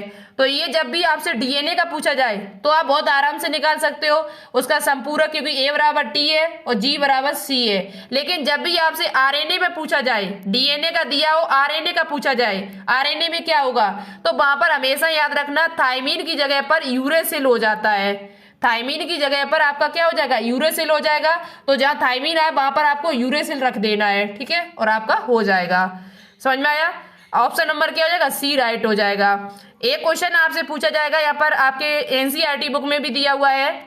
एक इस प्रकार से आपको चित्र दिया जाएगा, उस चित्र में आपसे पूछा गया कि ए क्या है, यहाँ पर ये जो आपको गोला सा दिख रहा है ये अंडाकार, ये ए क्या है आपकी, और ये सी, ये जो आपको दिख रहा है ये क्या, सी क्या है यहाँ पर, सी का अर्थ क्या है, और बी का अर्थ क्या है यहाँ पर, बी का मीन्स क्या यहाँ पर है। तो यहाँ पर आपसे पूछा गया तो हम आपको बता देते हैं, जो आपका ये गोलाकार दिया हुआ है इसे कहा जाता है स्टोन अष्टक, स्टोन ऑक्टोमर। जो आपका गोलाकार दिया हुआ है, ये जो दिया हुआ है इसे स्टोन ऑक्टोमर कहा जाता है। क्या कहा जाता है, स्टोन ऑक्टोमर। क्यों ऑक्टोमर क्यों कहा जाता है, तो इसमें 8 यानी कि 8 प्रोटीन पाए जाते हैं, 8 प्रकार की प्रोटीन पाई जाती है। इसमें 5 प्रकार की तो होती है लेकिन उसकी दुगनी यानी 8 प्रोटीन की जो संख्या होती है वो 5 प्रकार की होती है। 5 प्रकार की इसमें टोटल प्रोटीन होती है यहाँ पर। और 5 प्रकार में कौन कौन सी होती है तो आपको पता होना चाहिए। H1 होता है, H1 के बाद आपका एक H2A होता है प्रोटीन, एक आपकी H2B होती है और एक आपकी H3 प्रोटीन होती है, एक आपकी H4 होती है। तो H1 जो होता है वो सिंगल होता है, जो यहाँ पर ये दिया हुआ है सी में, जो आपको ये प्रोटीन दिख रही होगी, ये सी जो ऑप्शन सी लिखा हुआ है जहाँ पर, ये H1 प्रोटीन लगी हुई है। बाकी के अंदर जो आपका गोला सा जो आपको दिखाई दे रहा है, इसके अंदर आपको ये 4 प्रोटीन देखने को मिलेंगी और 4 की दुगनी कर दो, दोनों तरफ होगी, अंदर हुए हैं उसमें तो आपको 8 तो नहीं दिखाई देंगी लेकिन 4 आपको सामने दिखाई दे जाएगी, सामने वाली। तो 4 4 8 प्रोटीन इसमें होती है, 8 का समूह होता है प्रोटीन का, इसलिए इसे ऑक्टोमर कहा जाता है। ठीक है, दूसरी बात है तो ये आपका क्या हो गया, स्टोन अष्टक हो गया। और ये आपको जो संरचना दिख रही है, ये धागे जैसी जो संरचना चारों तरफ से लगी हुई है, इसको क्या कहा जाता है, तो इसको डीएनए कहा जाता है। जो स्टोन अष्टक के ऊपर चारों तरफ आपका डीएनए लिपटा हुआ है। और ये जो आपको दिख रही है डंडी जैसी संरचना सी पर, ये इसे H1 स्टोन कहा जाता है। क्या कहा जाता है, H1 स्टोन कहा जाता है। तो राइट आंसर जो होगा वो ऑप्शन नंबर सी राइट हो जाएगा आपका। यदि आपसे पूछा जाता कि डीएनए और स्टोन अष्टक को क्या कहते हैं, डीएनए केवल इतनी संरचना आपसे पूछ जाए कि इस पूरी संरचना को क्या कहा जाता है, यदि तो उसमें स्टोन अष्टक है और डीएनए है, केवल H1 को छोड़ दिया जाए, तब इसे क्या कहा जाएगा, तो इसे कहा जाता है न्यूक्लियोसोम। इसे तब न्यूक्लियोसोम कहते हैं। क्या कहते हैं, पूछा जाए आपसे कि न्यूक्लियोसोम क्या होता है तो आप बता सकते हो स्टोन अष्टक और डीएनए को जब जोड़ दिया जाए तो इस पूरी संरचना को न्यूक्लियोसोम कहा जाता है। ठीक है, और स्टोन प्लस डीएनए जब उसमें लिपटा होता है तब उस संरचना को क्या कहा जाता है, न्यूक्लियोसोम। तो राइट आंसर हो जाएगा ऑप्शन नंबर सी, अष्टक यानी कि ऑक्टोमर। आगे देखिए, आगे आपसे क्वेश्चन पूछा गया है कि सबसे बड़ा ज्ञात मानव जीन कौन सा है। ये क्वेश्चन आपके लिए काफी इंपॉर्टेंट है, पूछा भी जा चुका बीएससी नर्सिंग में एग्जाम में, एंट्रेंस एग्जाम में, कि सबसे बड़ा ज्ञात मानव जीन कौन सा है। तो हमेशा याद रखें सबसे बड़ा जो ज्ञात जीन है वो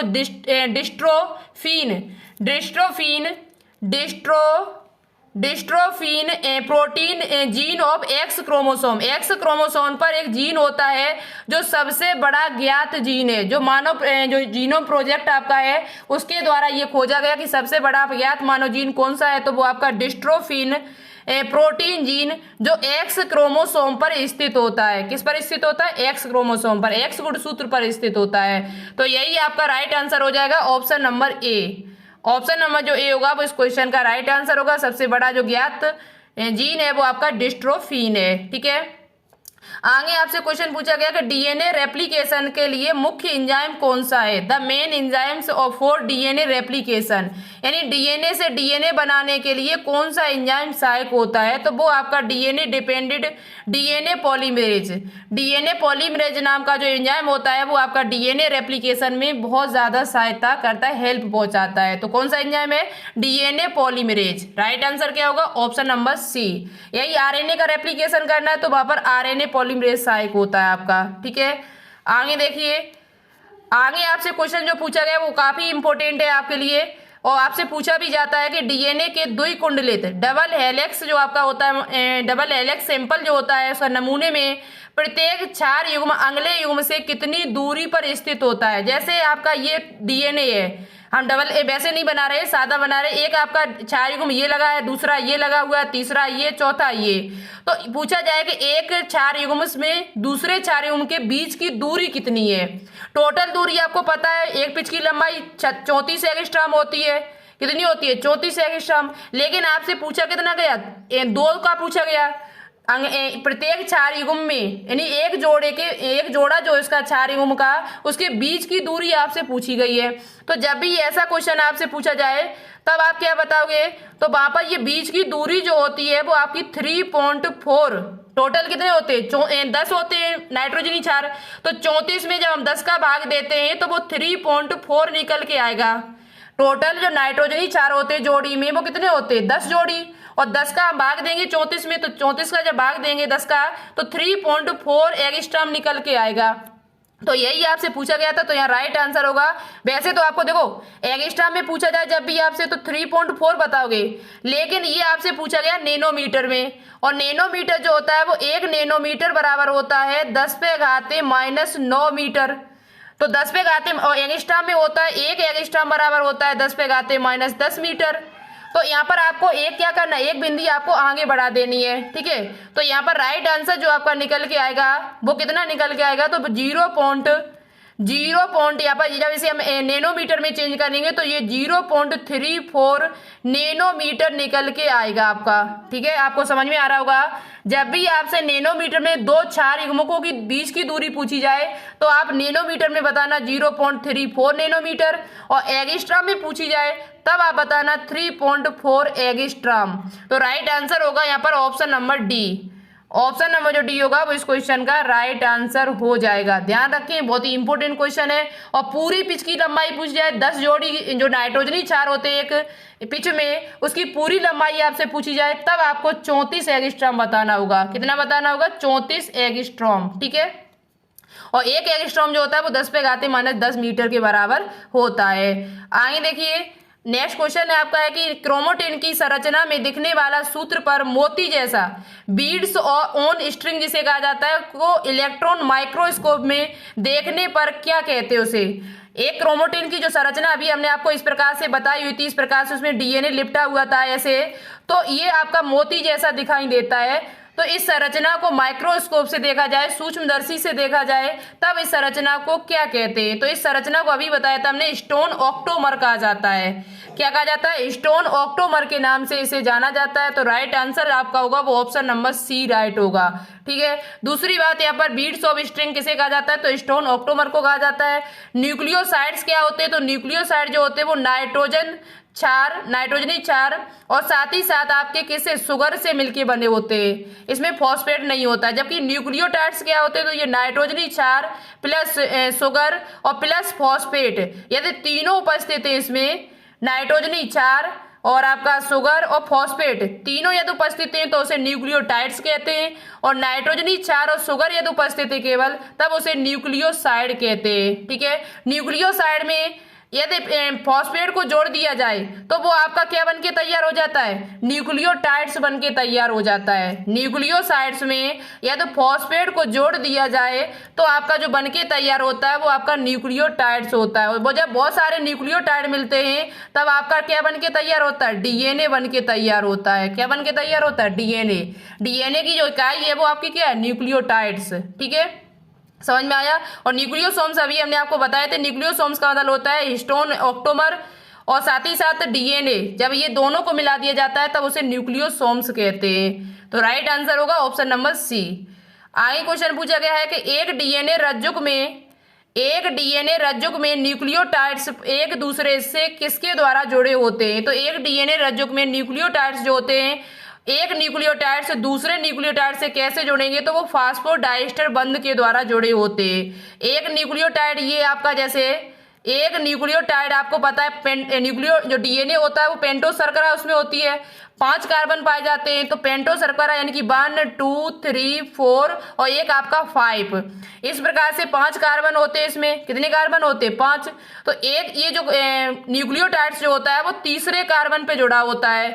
इसका जो फॉस्फेट जो है बंध जो जुड़ा होता है वो किसने कार्बन पे, तीसरे कार्बन पर।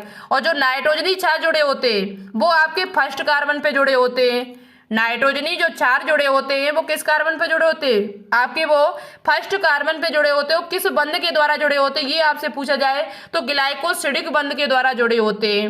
नाइट्रोजनी क्षार जो आपके हैं एडेनिन, ग्वानिन, साइटोसिन, ये किस बंध के द्वारा जुड़े होते हैं, फर्स्ट कार्बन पर, तो वो ग्लाइकोसिडिक बंध के द्वारा जुड़े होते हैं।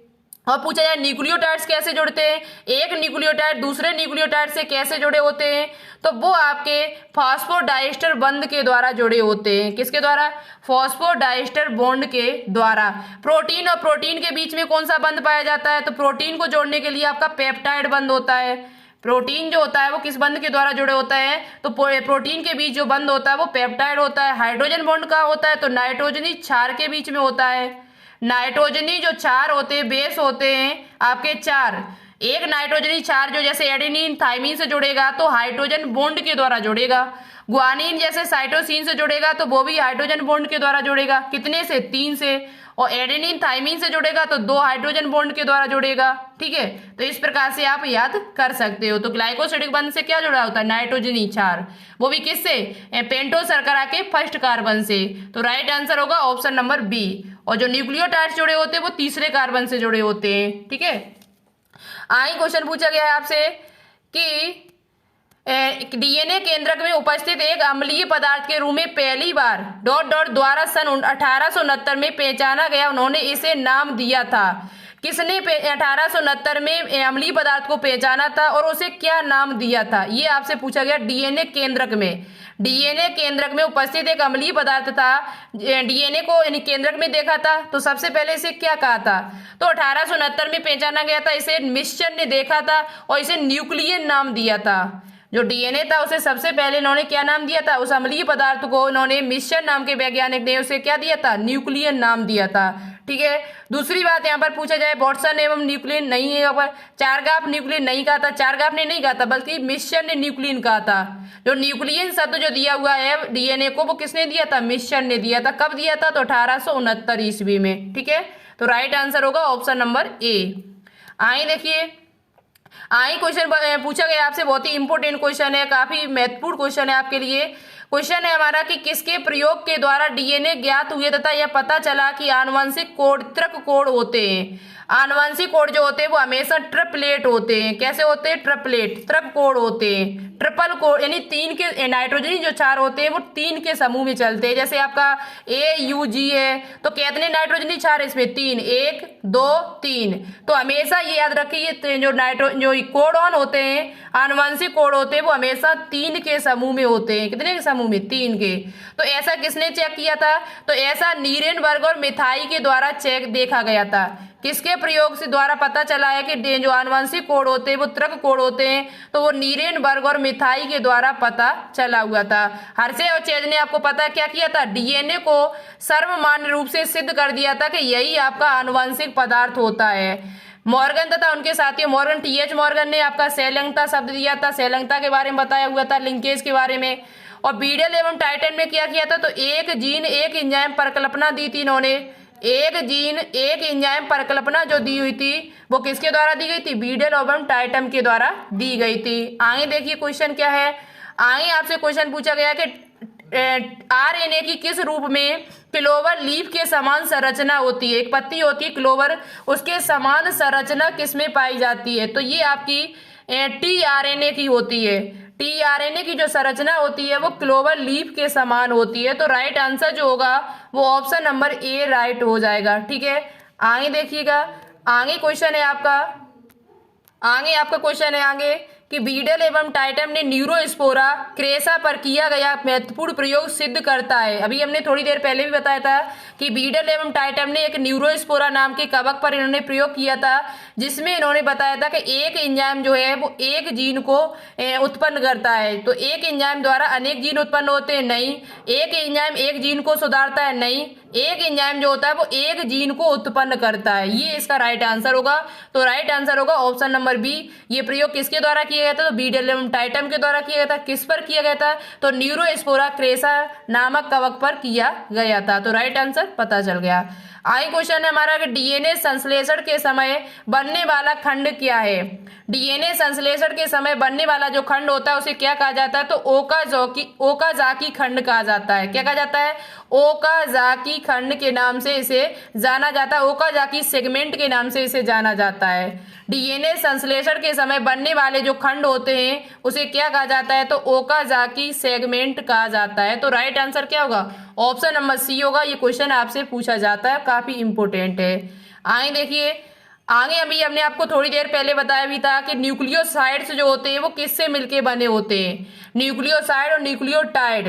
न्यूक्लियोसाइड्स जो होते हैं वो हमने अभी बताया था कि नाइट्रोजनी क्षार और सुगर से मिलके बने होते हैं, जबकि न्यूक्लियोटाइड्स जो होते हैं वो नाइट्रोजनी क्षार, सुगर और फॉस्फेट से मिलके बने होते हैं। नाइट्रोजनी क्षार, सुगर और प्लस फॉस्फेट से मिलके बने होते हैं। तो राइट आंसर क्या होगा? Option number A. नाइट्रोजनी बेस और सुगर से मिलके क्या बनता है? न्यूक्लियोसाइड। और टाइड पूछा जाए आपसे, न्यूक्लियोटाइड शब्द आपको देखने को कहीं मिल जाए, न्यूक्लियोटाइड, तो टाइड शब्द में आपको टाइड टी यानी थ्री में भी आपको टी आती है और टाइड में भी थ्री आती है। टाइड में भी टी आ रहा है और उसमें भी टी आता है थ्री में। तो इसमें तीन से होंगे आपके, जबकि उसमें कितने होंगे? दो ही चीज होती है। और जबकि टाइड में कितनी होगी? तीन वो कौन कौन सी होगी? तो नाइट्रोजनी क्षार बेस यानी नाइट्रोजनी क्षार, सुगर और फास्फेट, ये न्यूक्लियोटाइड का है। ठीक है। और दूसरी बात, डीएनए आपके जो होते हैं वो न्यूक्लियोटाइड से ही मिलके बने होते हैं। पूछा जाए आपसे कि डीएनए का जो बैकबोन होता है, डीएनए का जो बैकबोन, ये जो चीज होती है ये किसकी बनी होती है? क्वेश्चन आपसे पूछा जाता है कि डीएनए का जो बैकबोन है, डीएनए का जो बैकबोन होता है वो किससे मिलके बना होता है? तो ये हमेशा याद रखें, डीएनए का बैकबोन जो होता है वो आपका, बीच में तो नाइट्रोजनी क्षार होते हैं, बीच में आपके क्या होते हैं? नाइट्रोजनी क्षार। तो इसका बैकबोन जो होता है वो फॉस्फेट और सुगर से मिलके बना होता है। इस डीएनए का जो बैकबोन बना होता है वो किससे बना होता है? फॉस्फेट प्लस सुगर से बना हुआ होता है। ठीक है, हमेशा याद रखिए, पूछा जाता है क्वेश्चन आपसे। आगे आपसे क्वेश्चन पूछा गया एक, बताइए कि टेलर ने किस जीव पर गुणसूत्र प्रतिकृतियन की अर्धसंरक्षी विधि को प्रमाणित करने के लिए प्रयोग किया था? एक वैज्ञानिक थे, अभी हमने शुरुआत में बताए थे, मैसल्स और स्टाल। मैसल्स और स्टाल ने भी प्रयोग किया था, उन्होंने डीएनए अर्धसंरक्षी पर। लेकिन उसके बाद एक वैज्ञानिक और आए थे टेलर नाम के, उन्होंने भी प्रयोग किया था रेप्लिकेशन पर। तो इन्होंने किस पर प्रयोग किया था? कंजर्वेटिव मेथड, जो कंजर्वेटिव मेथड ऑफ क्रोमोसोम के बारे में जो रेप्लिकेशन बताया था वो किस वैज्ञानिक के द्वारा बताया गया था? Semi conservative method of chromosome replication. तो इन्होंने जो प्रयोग किया था वो एक पादप था जिसका नाम था बिसिया फावा।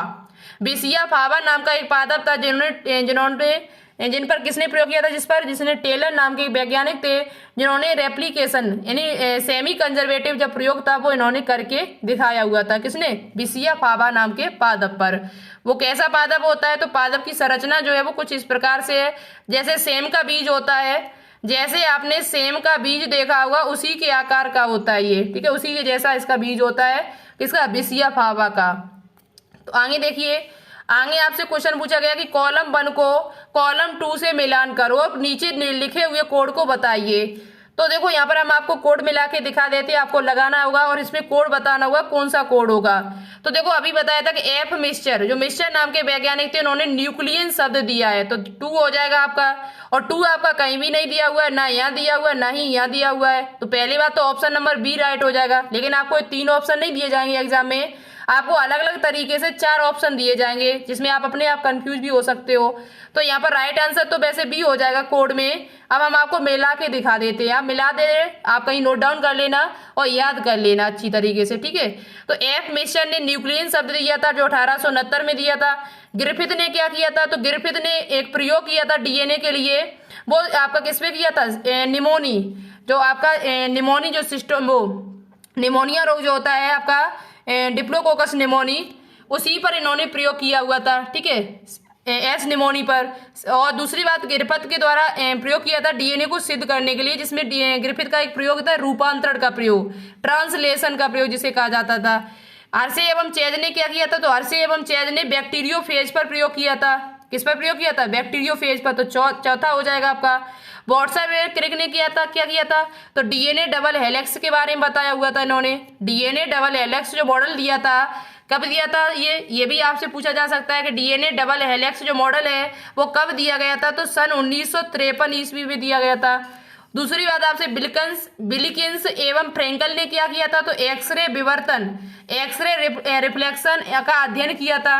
जो डीएनए की 3D जो फोटोग्राफी जो निकाली हुई थी 3D में, वो आपकी बिलिकिंस एवं फ्रेंकल ने निकाली हुई थी, देखी हुई थी 3D में। तो ये क्या था, राइट आंसर क्या हो जाएगा, option number B. Option number जो बी होगा वो इस क्वेश्चन का राइट आंसर हो जाएगा, ठीक है। ये मिला लेना और अच्छे से तैयार कर लेना इसे।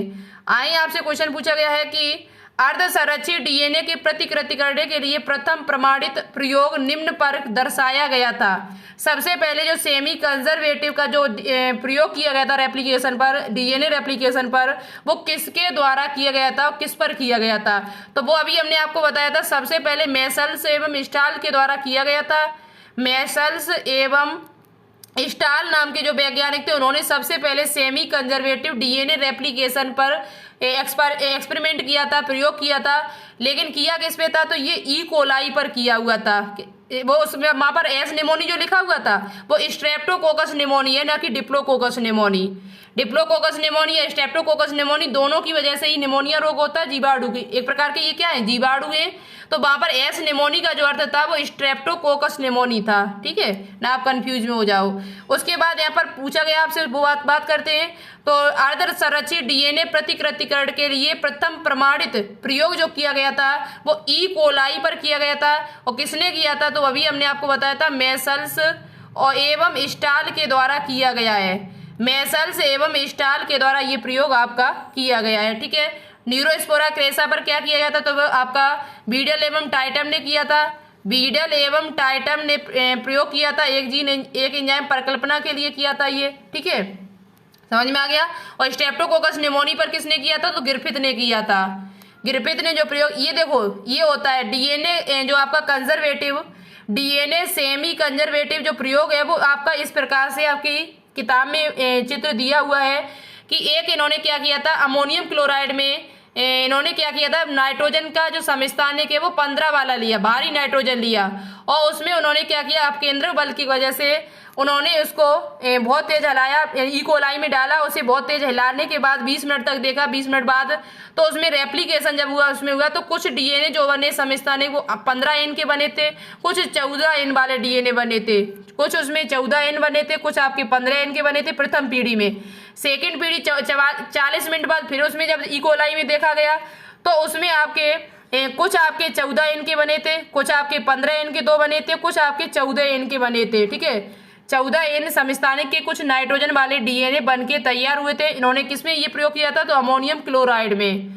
तो ये हल्का संकृत था, कुछ आपके संकृत डीएनए, ये मेसल्स एवं स्टाल का प्रयोग था। ये पूरा प्रयोग जो था वो किसके द्वारा किया गया था, मेसल्स एवं स्टाल के द्वारा प्रयोग किया गया था। और पता चला था कि डीएनए जो होता है वो सेमी कंजर्वेटिव होता है, ठीक है।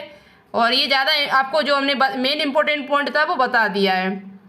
ये क्वेश्चन आपके सीपी नेट में भी इस प्रकार का क्वेश्चन पूछा जा चुका है शायद पिछली ईयर, कि डीएनए एवं आरएनए दोनों में पाए जाने वाले प्यूरिन कौन से हैं। प्यूरिन और प्रिमिडीन आपको पता होने चाहिए सबसे पहले। तो देखो प्यूरिन क्या होता है, प्यूरिन क्या होता है और प्रिमिडीन क्या होता है। प्यूरिन के अंतर्गत आपके ए और जी आता है, एडेनिन आता है, ग्वानिन आता है। और प्रिमिडीन के अंतर्गत आपका क्या आता है, तो इसमें साइटोसिन, यूरेसिल और थाइमिन, यानी कट से याद कर लो आप। 3 जो टोटल नाइट्रोजनी क्षार जो पूछे जाए यदि आपसे तो 5 प्रकार के होते हैं। टोटल नाइट्रोजनी क्षार जो डीएनए और आरएनए में जो पाए जाते हैं वो टोटल कितने पाए जाते हैं, 5। लेकिन वो बटे हुए आपके एडेनिन और ग्वानिन जो होता है वो प्यूरिन के अंतर्गत आता है, जबकि साइटोसिन, यूरेसिल और थाइमिन जो होता है ये प्रिमिडीन के अंतर्गत आता है। दूसरी बात हमेशा याद रखिए, आरएनए जो आपका होता है उसमें यूरेसिल की थाइमीन की जगह पर, थाइमीन की जगह पर यूरेसिल पाया जाता है। उसमें थाइमीन नहीं हो सकता आपका, किसमें, आरएनए में। जबकि डीएनए में थाइमीन पाया जाता है और डीएनए में आपका यूरेसिल नहीं होगा, तो या थाइमीन होगा तो यूरेसिल नहीं होगा, यूरेसिल होगा तो थाइमीन नहीं होगा उसमें तो। और वैसे भी आप ऐसे नहीं याद करो, डायरेक्ट याद कर लो कि आरएनए में थाइमीन की जगह पर यूरेसिल पाया जाता है। अब आपसे पूछे कौन से गए, प्यूरिन के पूछे गए, प्रिमिडीन के तो पूछे नहीं गए, तो कैसे होगा, देखो साइटोसिन और थाइमीन, तो थाइमीन तो आरएनए में नहीं होता है तो ये गलत हो जाएगा। वैसे भी ये आपका प्रिमिडीन है। एडेनिन और थाइमीन ये भी नहीं होगा। एडेनिन और ग्वानिन ये आपका हो जाएगा, ये आपका हो जाएगा। साइटोसिन नहीं होगा क्योंकि साइटोसिन जो है वो आपका प्रिमिडीन होता है। साइटोसिन जो आपका होता है वो क्या होता है, प्रिमिडीन होता है। तो ये पूछा गया किसका, प्यूरिन का। तो प्यूरिन में आपका क्या आता है, एडेनिन भी आ जाता है और ग्वानिन भी आ जाता है, जो डीएनए में भी होता है और आरएनए में भी होता है। तो यही आपका राइट आंसर हो जाएगा, option number C. Option number जो सी होगा वो इस क्वेश्चन का राइट आंसर हो जाएगा। ठीक है, बहुत ही इंपॉर्टेंट क्वेश्चन है। आगे आपसे क्वेश्चन पूछा गया है जो बहुत ज्यादा इंपॉर्टेंट है आपके लिए, और हम इससे पहले भी इस क्वेश्चन पर बात कर चुकी हूँ कई बार। जीयूजी का आपको अमीनो अम्ल बताना होगा। जीयूजी जो आपका त्रिकोड है, ट्रिपलेट है, वो किस अमीनो अम्ल को कोडित करता है। यूजीजी किसको करता है, यूएसी किसको करता है और जीएजी किसको करता है। तो आप सभी को पता है कि जीएजी जो होता है वो ग्लूटामिक अम्ल को कोडित करता है। तो डी का तीसरा देख लो आप, डी का तीसरा कहाँ लिखा है, डी का तीसरा यहाँ ए बी सी डी करेंगे तो ये भी नहीं होगा, ये भी नहीं होगा आपका, ये भी नहीं होगा। बचा क्या, ऑप्शन नंबर डी। एक आपको पता है तो आप सभी को लगा सकते हो। जीएजी जो होता है वो किसे कोडित करता है, ये आपका ग्लूटामिक अम्ल को कोडित करता है। जबकि बेलिन क्या होता है, बेलिन आपको पता होना चाहिए। बेलिन जो होता है वो किसे कोडित करता है, तो ये आपका जीयूजी होता है। ठीक है, जो बेलिन होता है उसका क्या होता है, तो बेलिन में हमने आपको जी कल की वीडियो में शायद बताया हुआ था, अभी हम इसको मिलान करके देखते हैं, पता चल जाएगा। जीयूजी क्या होगा, तो जीयूजी आपका यही हो जाएगा, सॉरी यही हो जाएगा जीयूजी। जीयूजी का जो कोड होता है वो क्या होता है, बेलिन होता है। जबकि ग्लूटामिक का क्या होता है, यूजीएजी होता है, जीएजी होता है। और उसके बाद आपका यूजीजी का क्या हो जाएगा, ट्रिप्टोफेन। ट्रिप्टोफेन का जो कोड होता है वो क्या होता है, यूजीजीए। और हमेशा याद रखें, एक अमीनो अम्ल जो है वो आपका एक अमीनो अम्ल जो है वो एक से अधिक भी त्रिकोण को भी कोडित कर सकता है। ठीक है, और यूएसी किसे करेगा, तो यूएसी जो है वो टायरोसिन को करेगा। जीएजी किसे करेगा, तो ग्लूटामिक को करेगा, तो ग्लूटामिक अम्ल को। तो राइट आंसर क्या बनेगा, option number D. Option number जो डी होगा वो इस क्वेश्चन का राइट आंसर हो जाएगा। याद कर लो, बेलिन और टायरोसिन का तो पूछा ही जाता है, ग्लूटामिक अम्ल का, और एयूजी मिथियोनिन का। इस क्वेश्चन का आंसर मुझे आप कमेंट बॉक्स में कमेंट करके बताना, क्योंकि इस प्रकार के क्वेश्चन हम कई आपको करा चुकी हूँ, 2-3 लगभग 2 क्वेश्चन हम आपको करा चुकी 3। तो इसका आंसर मुझे कमेंट बॉक्स में कमेंट करके बताना। यदि एक डीएनए अणु में एडेनिन का परसेंटेज 30% है तो थाइमीन, ग्वानिन और साइटोसिन को आपको निकाल के बताना होगा। तीनों को आपको निकाल के मुझे बताना होगा। यदि आपको ना आता हो तो मुझे कमेंट बॉक्स में कमेंट करके बताना, हम आपको बता देंगे। ठीक है, इसका आंसर आप मुझे बताना। आगे देखिए, आगे क्वेश्चन है आपका कि अधिकांश प्रोकैरियोटिक में अनुलेखन इकाई क्या होती है। तो अधिकांश प्रोकैरियोटिक में जो ट्रांसक्रिप्शन होता है वो आपका पॉलीसिस्ट्रोनिक होता है। कैसा होता है, पॉलीसिस्ट्रोनिक। जबकि यूकैरियोटिक में जो होता है वो मोनोसिस्ट्रोनिक होता है। पूछा जाए प्रोकैरियोटिक में कैसा होता है ट्रांसक्रिप्शन, तो वो आपका पॉलीसिस्ट्रोनिक होता है। ठीक है, तो ऑप्शन नंबर यहाँ पर बी न कह के आपका डी राइट हो जाएगा। देखो देखो, बी नहीं होगा, यहाँ पर लिखा है केवल बी सही है, तो ये आपका डी ऑप्शन राइट होगा। फिर केवल बी सही पूछा गया तो आपका क्या हो जाएगा, डी ऑप्शन राइट हो जाएगा। ठीक है, आगे देखिए, आगे आपका क्वेश्चन वही पूछा गया अभी थोड़ी देर पहले हमने बताया हुआ है कि अपने प्रयोग में डीएनए चिन्हित करने के लिए मेसल्सन और स्टाल द्वारा किस गैर रेडियोधर्मी समस्थानिक का उपयोग किया गया था। तो मेसल्सन एवं स्टाल ने जो अर्धसंरक्षी जो प्रयोग किया गया था सेमी कंजर्वेटिव डीएनए पर, उसमें इन्होंने नाइट्रोजन का 15 यानी नाइट्रोजन का जो समस्थानिक लिया था वो 15 लिया था। यहाँ पर नाइट्रोजन का जो समस्थानिक लिया था वो कितना लिया था, 15 के रूप में। तो राइट आंसर जो होगा वो ऑप्शन नंबर बी राइट हो जाएगा। क्या हो जाएगा, नाइट्रोजन जो इन्होंने लिया था वो कितने के रूप में, कितना समस्थानिक लिया था नाइट्रोजन का, 15 लिया था। वैसे नाइट्रोजन कितना होता है, 14 होता है, लेकिन इन्होंने कौन सा लिया था, 15 का प्रयोग किया था। ठीक है, तभी इन्होंने पता कर पाया था कि डीएनए कैसे आपका पाया जाता है। आगे देखिए नेक्स्ट क्वेश्चन आपसे पूछा जाता है, बहुत ही इंपॉर्टेंट है कि लैक ऑपेरॉन का उत्प्रेरक क्या है, the inducer of lac operon. तो लैक ऑपेरॉन का जो उत्प्रेरक होता है, इंड्यूसर होता है, वो आपका लैक्टोज होता है। क्या होता है? लैक्टोज। तो राइट आंसर आपका हो जाएगा ऑप्शन नंबर सी। ये लैक शब्द जो है वो लैक्टोज से ही लिया गया है। पूछा जाए आपसे कि लैक शब्द ये ओपेरॉन ने किससे लिया था, तो लैक्टोज शब्द से ही लिया था। दूसरी बात, बीटा गैलेक्टोसिडेज का कार्य क्या होता है, तो बीटा गैलेक्टोसिडेज जो होता है ये क्या करता है, ये लैक्टोज को गैलेक्टोज और ग्लूकोज में बदल देता है। क्या करता है ये जो बीटा गैलेक्टोज जो होता है आपका, बीटा गैलेक्टोसिडेज जो होता है ये क्या करता है, लैक्टोज को, किसे, लैक्टोज को, जो लैक्टोज होता है उसे क्या करता है, ये ग्लूकोज और साथ ही साथ आपका किसमें, गैलेक्टोज में तोड़ देता है। किसमें तोड़ देता है, गैलेक्टोज, यानी ये गैलेक्टोज और ग्लूकोज में। जो लैक्टोज जो आपका होता है ये बीटा गैलेक्टोसिडेज एंजाइम की सहायता से ये गैलेक्टोज और ग्लूकोज में आपका टूट जाता है। ठीक है, इस एंजाइम की सहायता से।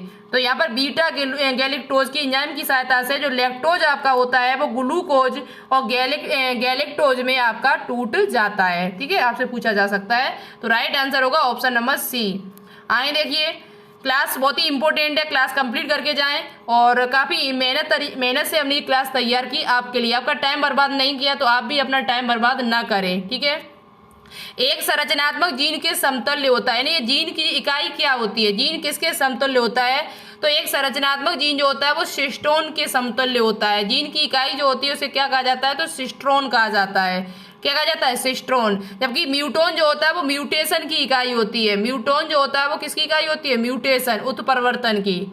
तो यहाँ राइट आंसर जो होगा वो क्या हो जाएगा, ऑप्शन नंबर बी राइट हो जाएगा। ठीक है, आगे देखिए, आगे क्वेश्चन है कि transformation was discovered by, transformation जो रूपांतरण है, ट्रांसलेशन होना चाहिए तो वैसे यहाँ पर ट्रांसलेशन, रूपांतरण का प्रयोग किसके द्वारा खोजा गया था, रूपांतरण जो है वो किसके द्वारा खोजा गया था, तो ये ग्रिफिथ के द्वारा खोजा गया था। अभी बताया था थोड़ी देर पहले कि रूपांतरण जो है वो किसके द्वारा खोजा गया था, तो ग्रिफिथ के द्वारा। किसमें खोजा गया था, तो आपका निमोनिया, इन्होंने किस पर प्रयोग किया था, तो आपका निमोनिया पर प्रयोग, डिप्लोकोकस निमोनिया, सिस्टोमेटिक निमोनिया जो आपका जीवाणु था उस पर इन्होंने प्रयोग किया हुआ था। किसके लिए, डीएनए की खोज करने के लिए, देखने के लिए कि डीएनए आपका क्या होता है, ये डीएनए है क्या चीज़, इस पर इन्होंने प्रयोग किया हुआ था। किस पर, ग्रिफिथ ने निमोनिया जीवाणु पर, निमोनिया के जीवाणु पर। ठीक है, आगे देखिए, आगे क्वेश्चन है आपका कि वे मानव गुणसूत्र जिसमें सबसे अधिक और सबसे कम संख्या में जीन होते हैं,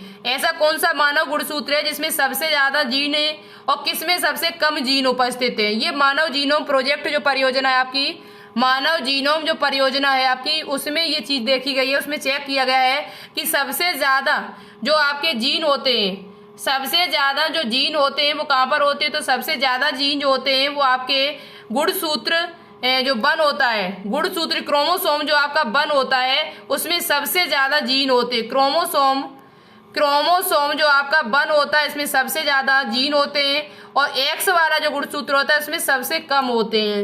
इसके एक्स में क्रोमोसोम जो आपका सबसे अधिक जो होते हैं वो क्रोमोसोम बन पे होते हैं और एक्स जो होता है गुणसूत्र एक्स, इस पर सबसे कम होते हैं। एक्स पे कम कितने होते हैं, तो एक्स पर जो जीनों की संख्या होती है वो लगभग आपकी 231 जीन होते हैं केवल। जबकि क्रोमोसोम 1 पे जो जीनों की संख्या है आपकी बताया गया, देखा गया है वो 2968 देखा गया। कितना, 2968 जीन पाए गए। तो सबसे ज्यादा जो जीन होते हैं वो गुणसूत्र 1 पे होते हैं और सबसे कम पूछे जाए तो आपके एक्स पर होते हैं। किस पर होते हैं, एक्स पर। ठीक है, तो राइट आंसर क्या होगा, ऑप्शन नंबर बी राइट हो जाएगा। आगे देखिए, आगे आपसे क्वेश्चन पूछा गया है कि मानव जीनोम नाइट्रोजनीकृत क्षारकों की कुल संख्या के बारे में अनुमान लगाया गया है। जो मानव जीनोम में जो नाइट्रोजनीकृत जो क्षार हैं उनकी कुल संख्या कितनी है, तो देखो नाइट्रोजनीकृत जो क्षार हैं आपके, the total number of nitrogenous bases in human genome is estimated to be about, तो वो आपका 3 मिलियन, कितना लगाया गया, 3 मिलियन आपका खोजा गया। नाइट्रोजन के क्षारकों में कुल संख्या के बारे में जो अनुमान लगाया गया है नाइट्रोजन क्षार का वो लगभग आपके 3 मिलियन है, बिलियन सॉरी, कितने, 3 बिलियन। ऑप्शन नंबर कौन सा राइट होगा, सी ऑप्शन राइट हो जाएगा आपका। ठीक है, कितने हैं आपके 3 बिलियन। आगे देखिए, आगे यहाँ पे क्वेश्चन जो आपसे पूछा गया है, आगे जो आपको से क्वेश्चन पूछा गया 3 बिलियन कह दो, चाहे ऐसे आप कह सकते हो मानव जीनोम में 3 बिलियन कह दो, चाहे 3 गुणे 10 पे घाते 9 कह दीजिए, एक ही बात है। 3 गुणे 10 पे घाते 9 बेस पेयर या कह दो या 3 बिलियन कह दो आप, ठीक है। पूछा जाए आपसे कि मानव जीनोम परियोजना कब स्टार्ट की गई थी, तो ये भी अभी हम आपको बताएंगे। जो आपसे पूछे जाते हैं, पूछा जाए कि मानव जीनोम परियोजना कब से लेकर कब तक चली थी, तो ये 1990 में स्टार्ट हुई थी और 2003 तक चली थी, लगभग 13 वर्षों तक चली थी। कितने वर्षों तक? 13 वर्षों तक। इस योजना को महापरियोजना भी कहा जाता है, बहुत बड़ी परियोजना थी ये, 13 साल तक जो चली थी। इसे महापरियोजना के नाम से भी जाना जाता है। इसमें जीनों के बारे में जो पता लगाया गया था 20,000 से लेके 25,000 जीन लगभग इन्होंने खोज लिए थे। कितने? मानव जीनोम परियोजना के द्वारा लगभग 20,000 से लेके 25,000 जीन के बारे में इन्होंने भी देख लिया था। इनका कहना जो इन्होंने ये रोग जो होते हैं आपके कैसे होते हैं, इन्होंने इस जानकारी को, कैंसर रोग कैसे होता है, तो भाई जिस जीन में रोग है उसी जीन को यदि निकाल दिया जाए तो आपका रोग बहुत जल्दी ठीक हो जाएगा। तो उसी पर इन्होंने कार्य किया हुआ था कि किस जीन में यदि ये रोग कहाँ पर है, किस जीन में है, उसी जीन को निकाल के और आपका सही कर दिया जाए तो आपका पूरा शरीर मतलब जो रोग है वो वहीं पर नष्ट हो जाएगा और आपका शरीर भी सही हो जाएगा, ठीक है। तो ये इन्होंने जो प्रयोग किया था, मतलब जो योजना निकाली थी वो किसने? मानव जीनोम परियोजना के अंतर्गत ये आपका चेक किया गया था। दूसरी बात इन्होंने प्रयोग किया था, इन्होंने नाइट्रोजनी क्षारों की संख्या भी बताई थी 3 बिलियन। जो 3 बिलियन जो होते हैं वो नाइट्रोजनी क्षार हमारे उसमें जीनोम में उपस्थित होते हैं, ठीक है। बिलियन, मिलियन नहीं, बिलियन। तो आज की क्लास को हम यहीं पर फिनिश करते हैं। हमने बहुत सारे क्वेश्चन किए। एक बार आप इसकी यदि आपको टाइम मिल जाए थोड़ा बहुत तो आप इसकी थ्योरी पढ़ लें तो और अच्छा रहेगा। इस चैप्टर से क्वेश्चन कोई भी बनेगा, हो सकता है कि आपका सही जाए। कोशिश हमारी यही रही। और भी कोई क्वेश्चन यदि बच्चा है तो हम आपको कराते रहेंगे आगे आपके लिए। क्लास कैसी लगी? बहुत मेहनत से क्लास तैयार की। इस क्लास को ज़्यादा से ज़्यादा शेयर जरूर कर देना अपने दोस्तों के साथ, लाइक कर देना। इस लाइक से ही मुझे बहुत ज़्यादा एनर्जी मिलती है। जितने ज़्यादा लाइक मिलेंगे, और कल यदि आपकी लाइव क्लास का शेड्यूल सही से नहीं डला तो कल भी आपको इसी प्रकार से वीडियो अपलोड मिलेगी, क्योंकि हम आपका टाइम बर्बाद नहीं करेंगे। आपके पास टाइम ज़्यादा नहीं है, ऐसा नहीं है कि आपके एग्जाम में 4-5 महीने हैं, 1 महीने का टाइम है, तो उसमें जितना हो सके उतना पढ़ लीजिएगा जिससे आपका आराम से सिलेक्शन हो जाए। तो ज़्यादा से ज़्यादा वीडियो को लाइक कर देना। इस टेलीग्राम चैनल को ज्वाइन कर लेना, वहीं पर हम आपको ये PDF भेज देंगे, जो PDF ही हमें हमारे पास डली हुई है, ठीक है। जो भी क्वेश्चन होते हैं हम वहीं पर सेंड कर देती हूँ। तो चैनल को लाइक शेयर कर देना अपने दोस्तों के साथ, और मिलते हैं फिर कल शाम 5 बजे। यदि क्लास चलती है लाइव तो सही बात है, नहीं तो अब आपको अपलोड करके वीडियो को भेज देंगे आपके टेलीग्राम चैनल पर सबसे पहले, जिसका नाम क्या है? बायोलॉजी विद आरती। तो thank you so much class को देखने के लिए, लाइक करने के लिए। All the best. जय हिंद, जय भारत।